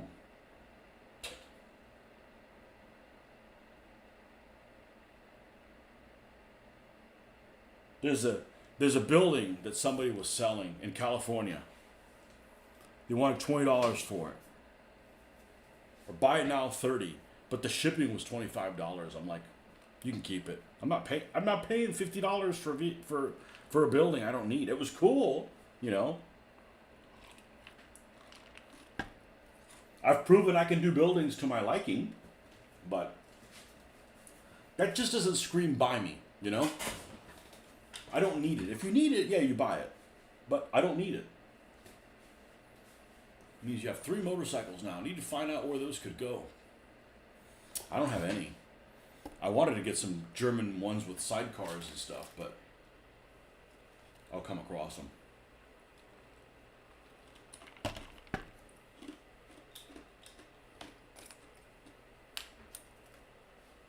Okay.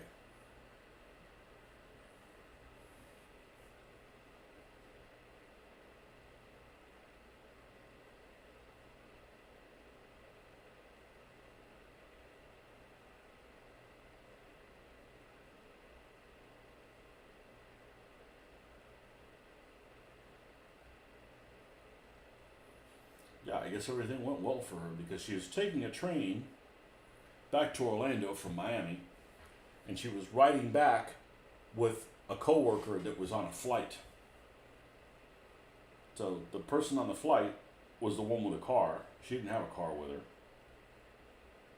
She had to go take care of some family business. And, but my wife didn't have the car, so the train got to the depots at the airport. She was going to hop in with the other person, must have been waiting for him. She's like, yeah, we were estimating, probably got to be home by 11. I'm like, well, I'll stay up for you.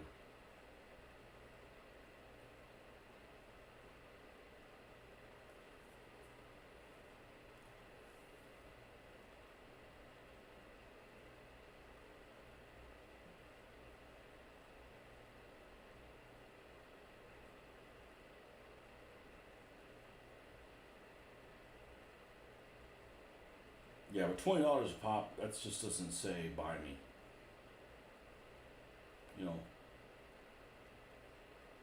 Now, if there was a deal, yeah, I would have bought them all. But, I'm on the lookout for deals. I don't need anything. Close in on 2 a.m. here, buddy. Try to hit the sack. Thanks for your company as always. Thank you for your company, man. I'm glad you're doing well.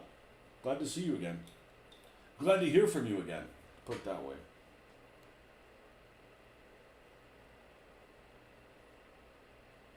I wish I was smart enough to do one of those, where you guys can talk and stuff on here, but because you guys know how to behave, occasionally we get, a deposed despot that's from the Third Reich that comes by, or somebody posing to be them. But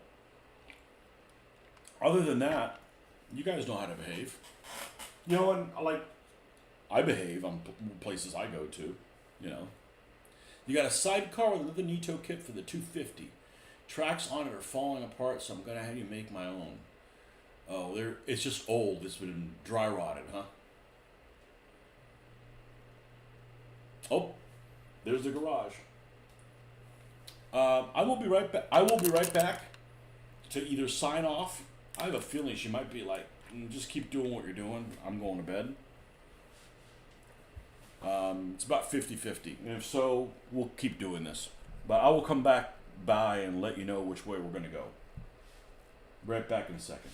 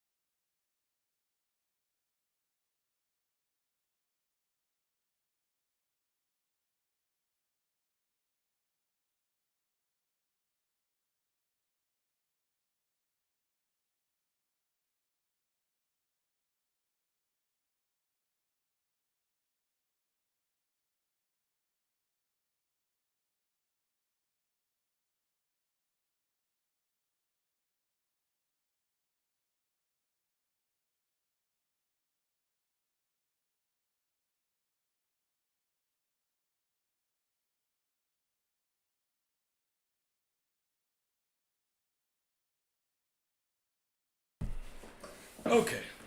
Yeah, she wants to go to bed. So, I'll be on here another half hour. If that's alright with you guys. I mean, if there's some interaction, in which case I'll just stop now. But I'd like to go ahead and finish these little,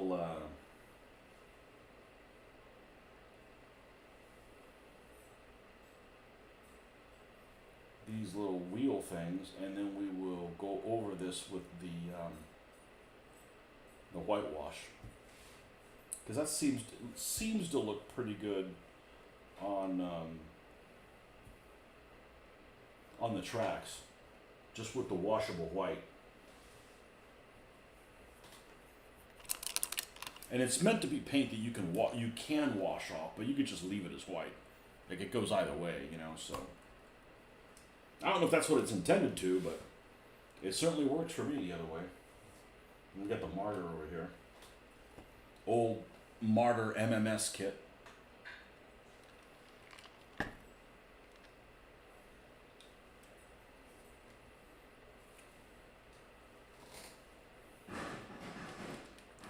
M36 tracks, luckily in good shape. They have not rotted. Yeah, the problem is that the heat.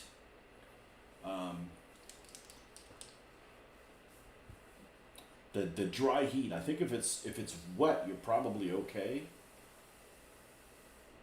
You know, the only thing that's old like that surprised me is I ended up. They weren't even models that I bought from somebody else. They're ones that I had for a long time, and the decals, just when I put them in water, they just exploded. I mean, it was like it was like it was like you threw a football through a stained glass window. It was the weirdest thing, and some people might. I just had never seen that before. I was like, man, what do I do? And one of the guys at the model meeting is like, oh, you got to cover them in clear gloss and do that. Yeah, that didn't work. Okay, that didn't work. So it's an opportunity then to just paint your own decals, which, you know, I don't mind doing to begin with.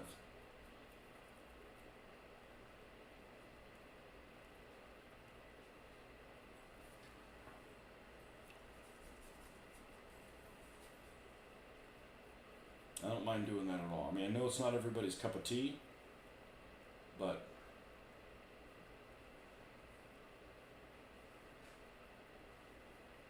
I have access to that skill set.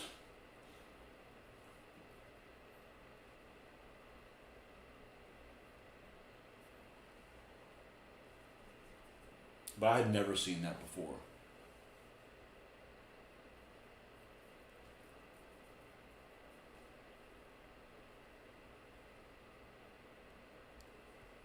Now this part that we didn't have any down here, we're just gonna rub this like, oh, look at that. It's almost like I just airbrushed it. Like, I don't need an airbrush to do airbrush type effects. I just use an airbrush because I don't want stinky sealants and rattle cans. You know, I don't want to deal with rattle can stuff. That's why I got an airbrush. Not to do, you know, fancy stuff.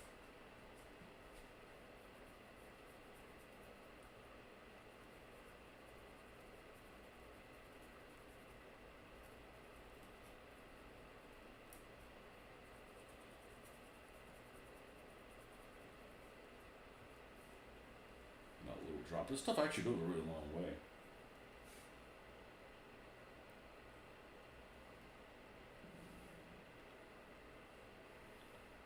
You know what this stuff smells like?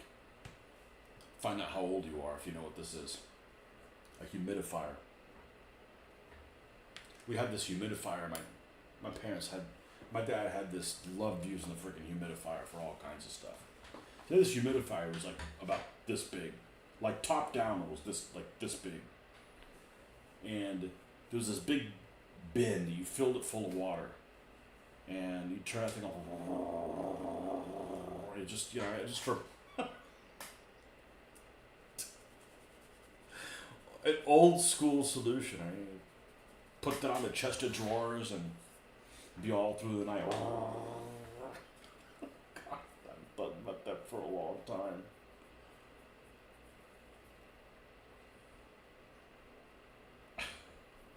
Welcome to the 70s, folks.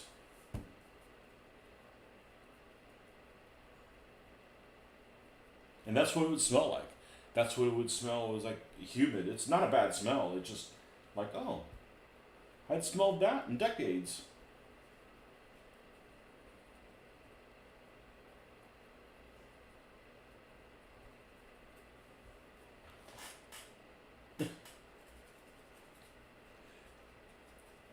Just don't make me taste Robitussin DM at the same time. Like,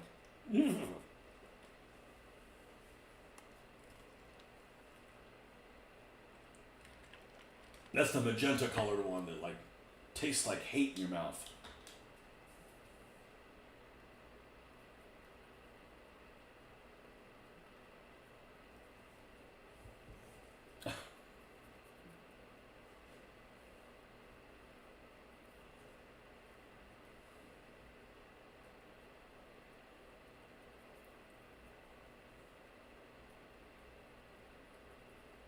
Big old tub of water.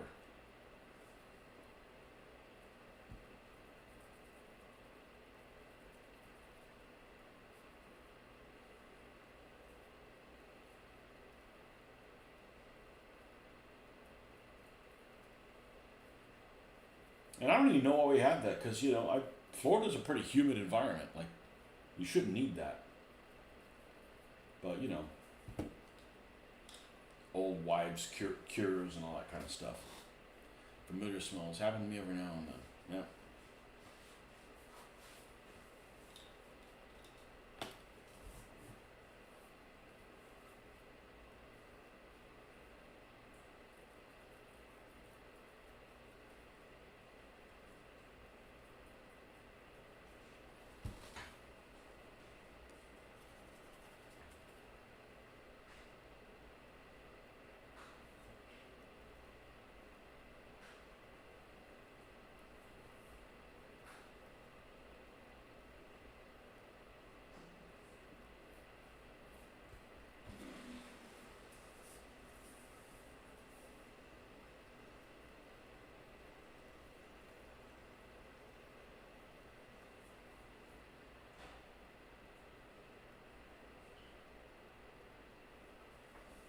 Now, one thing I hadn't done on either one of these two vehicles, these two Soviet vehicles, is give them any markings.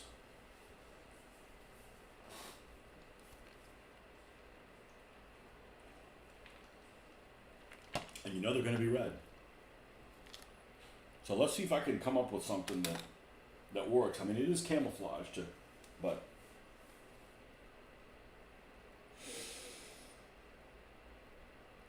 there was this hobby store in Jacksonville called Art's Hobby Store, Art's Hobby Shop or something like that. I don't know where the hell Art was, but he was never there. There's this one guy that worked there called Tiny. Yep, he was huge. He was 6'6" and 420 or something like that. Anything but tiny was this guy. And that was kind of a cool hobby store because they hadn't changed their inventory in years, probably decades. And you almost had to go in there with gloves because your hands would end up like, they would look undead when you were done with them because of the dust and stuff. But you never knew what you're going to find there. If you're not looking for something in particular, not knowing what you're going to find somewhere is actually a good thing. It's an adventure. Just like you go into the flea market. Like, well, I'm probably not going to find anything, but I'm not going to find anything if I don't go there, so let's see what they have there. Kind of like that sense of adventure. So let's do a search for Soviet T-34 winter markings. Let's see what that gets me. I want these two earlies. This is a Model 41. That's a 40. So I'm probably not going to find anything on the 40 at all.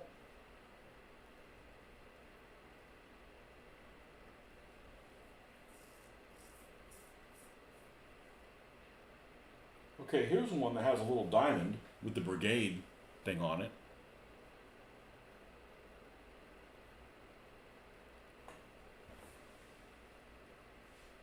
Now, it's not this particular camouflage, but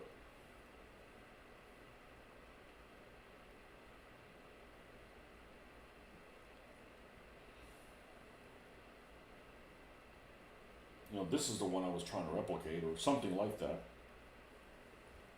There at the top. And the other one I just totally pulled out of my ass. Let's see what they have here on the tank encyclopedia.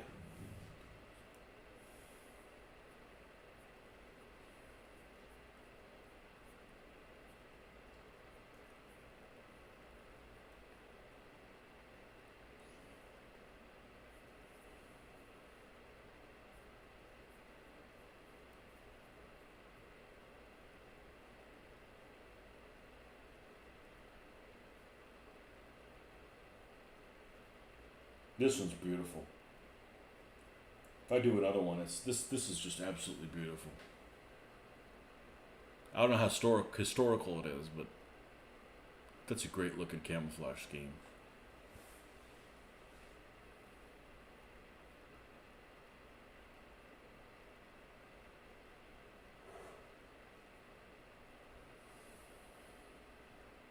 I don't see any markings on the model 1940 ones. We'll probably have to do something.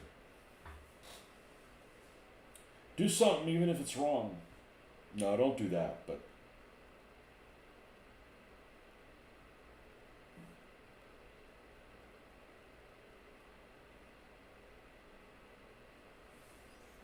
this is that Zarodina marking.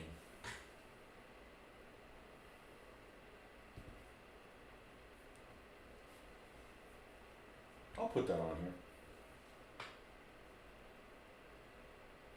I'll put the Zarodina on there. In red.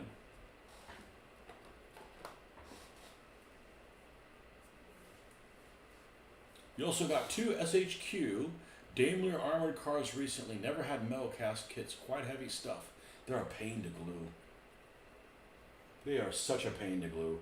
Those ones that I got from that hobby store of a game store of unusual size in Calgary. That the Century Box. They had a bunch of the ones from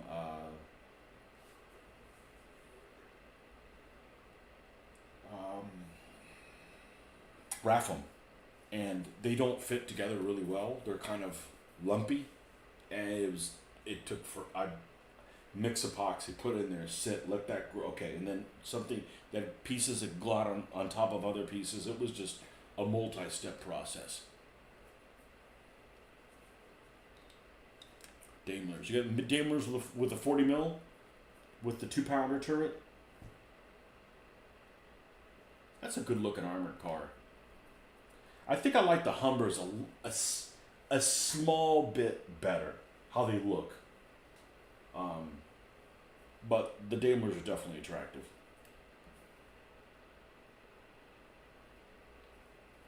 And let's get some regular white out here.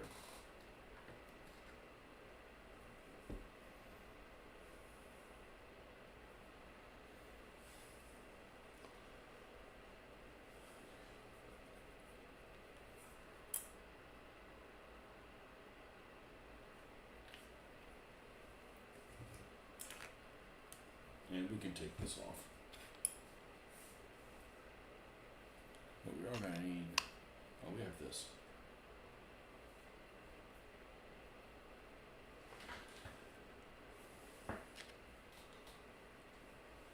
That was the fear, it not sticking. I think the glues I use is good on metal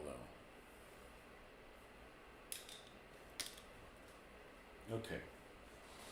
Zarodina.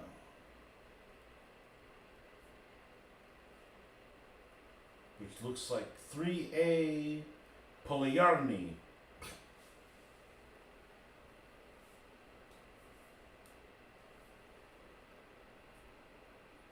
Okay, same thing. We're going to darken this up.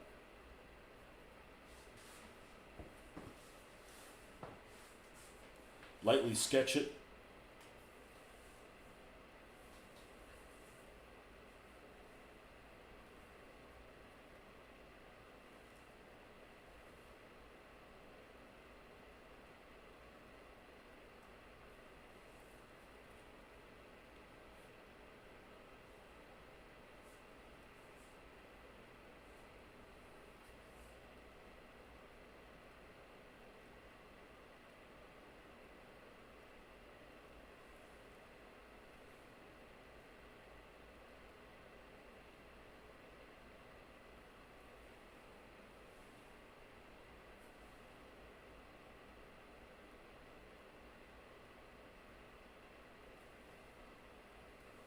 this one's kind of scribbled on there, so it's kind of not neat, almost like graffiti like.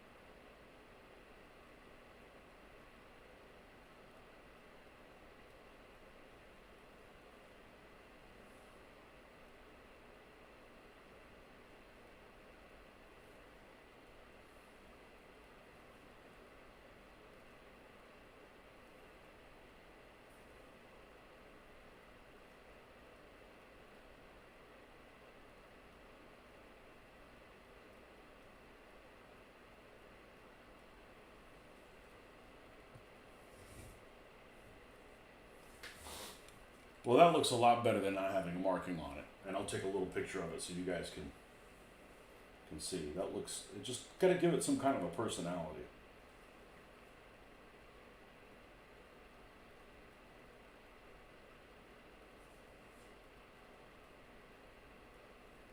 Really a crude little model.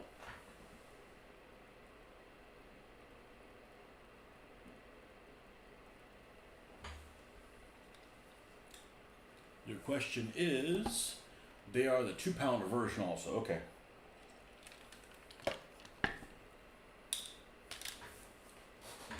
And I'm going to do the same thing on the other side as well.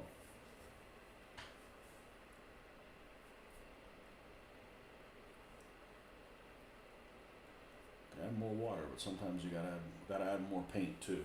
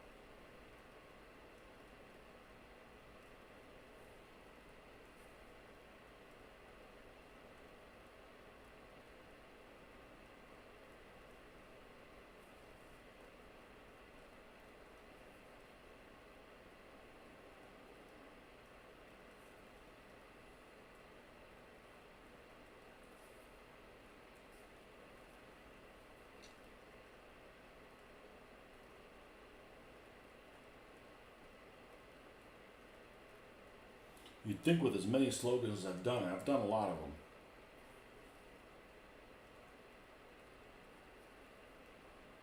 And be able to understand some of this stuff. But, well, I did. I understood what this one meant.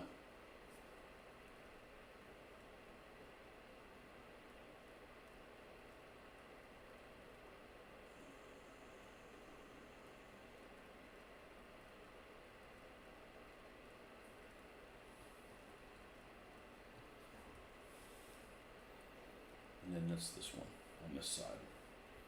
But I'm going to go in with a brighter red and go over them again.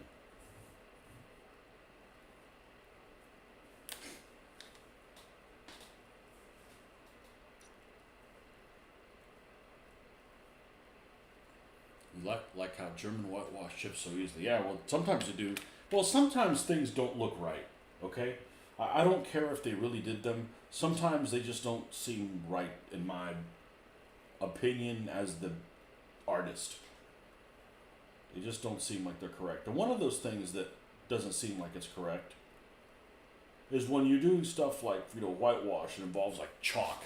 There's like a famous picture of a Panzer IV, I believe, that's chalk like on it. Like they didn't have any whitewash, so they just got the chalk and they're just trying to roughly, it looks like ass completely. I'm not doing that. Because every time it sees it, I feel like I'd have to explain, hey, This looks like crap because that's what it's supposed to look like. And it just ends up becoming a hard sell.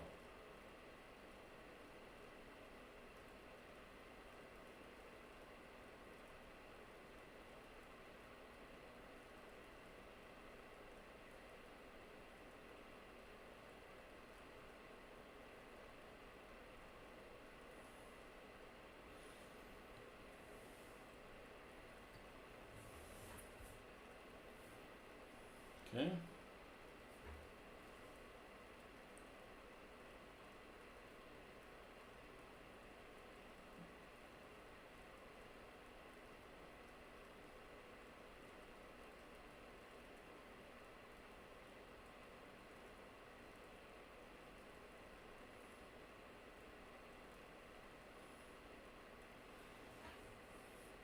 I'm going to take it one step further. I'm going to highlight this just a wee tad. Oh, when I was a wee tad.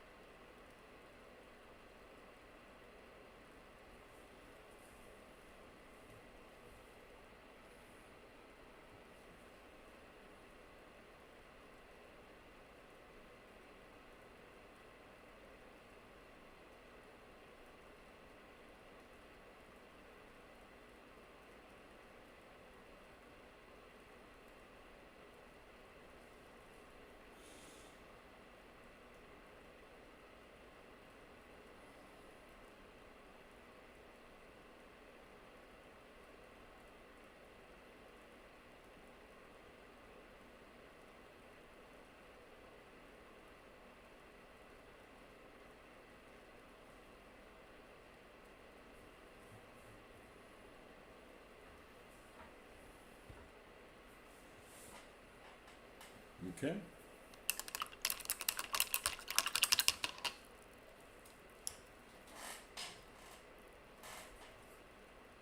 Oh, we got a couple. We got a couple?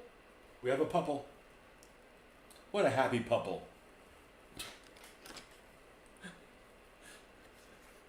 We need to drill out the whole MGs for both of these guys.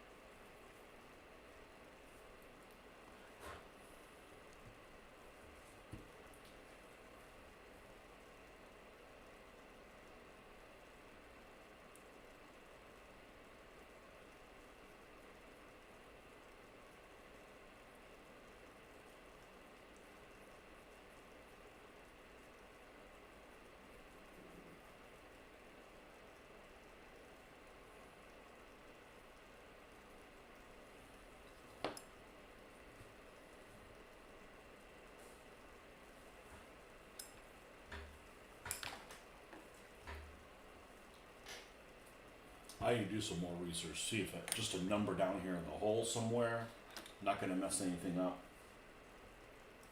And those are drilled for MGs, so.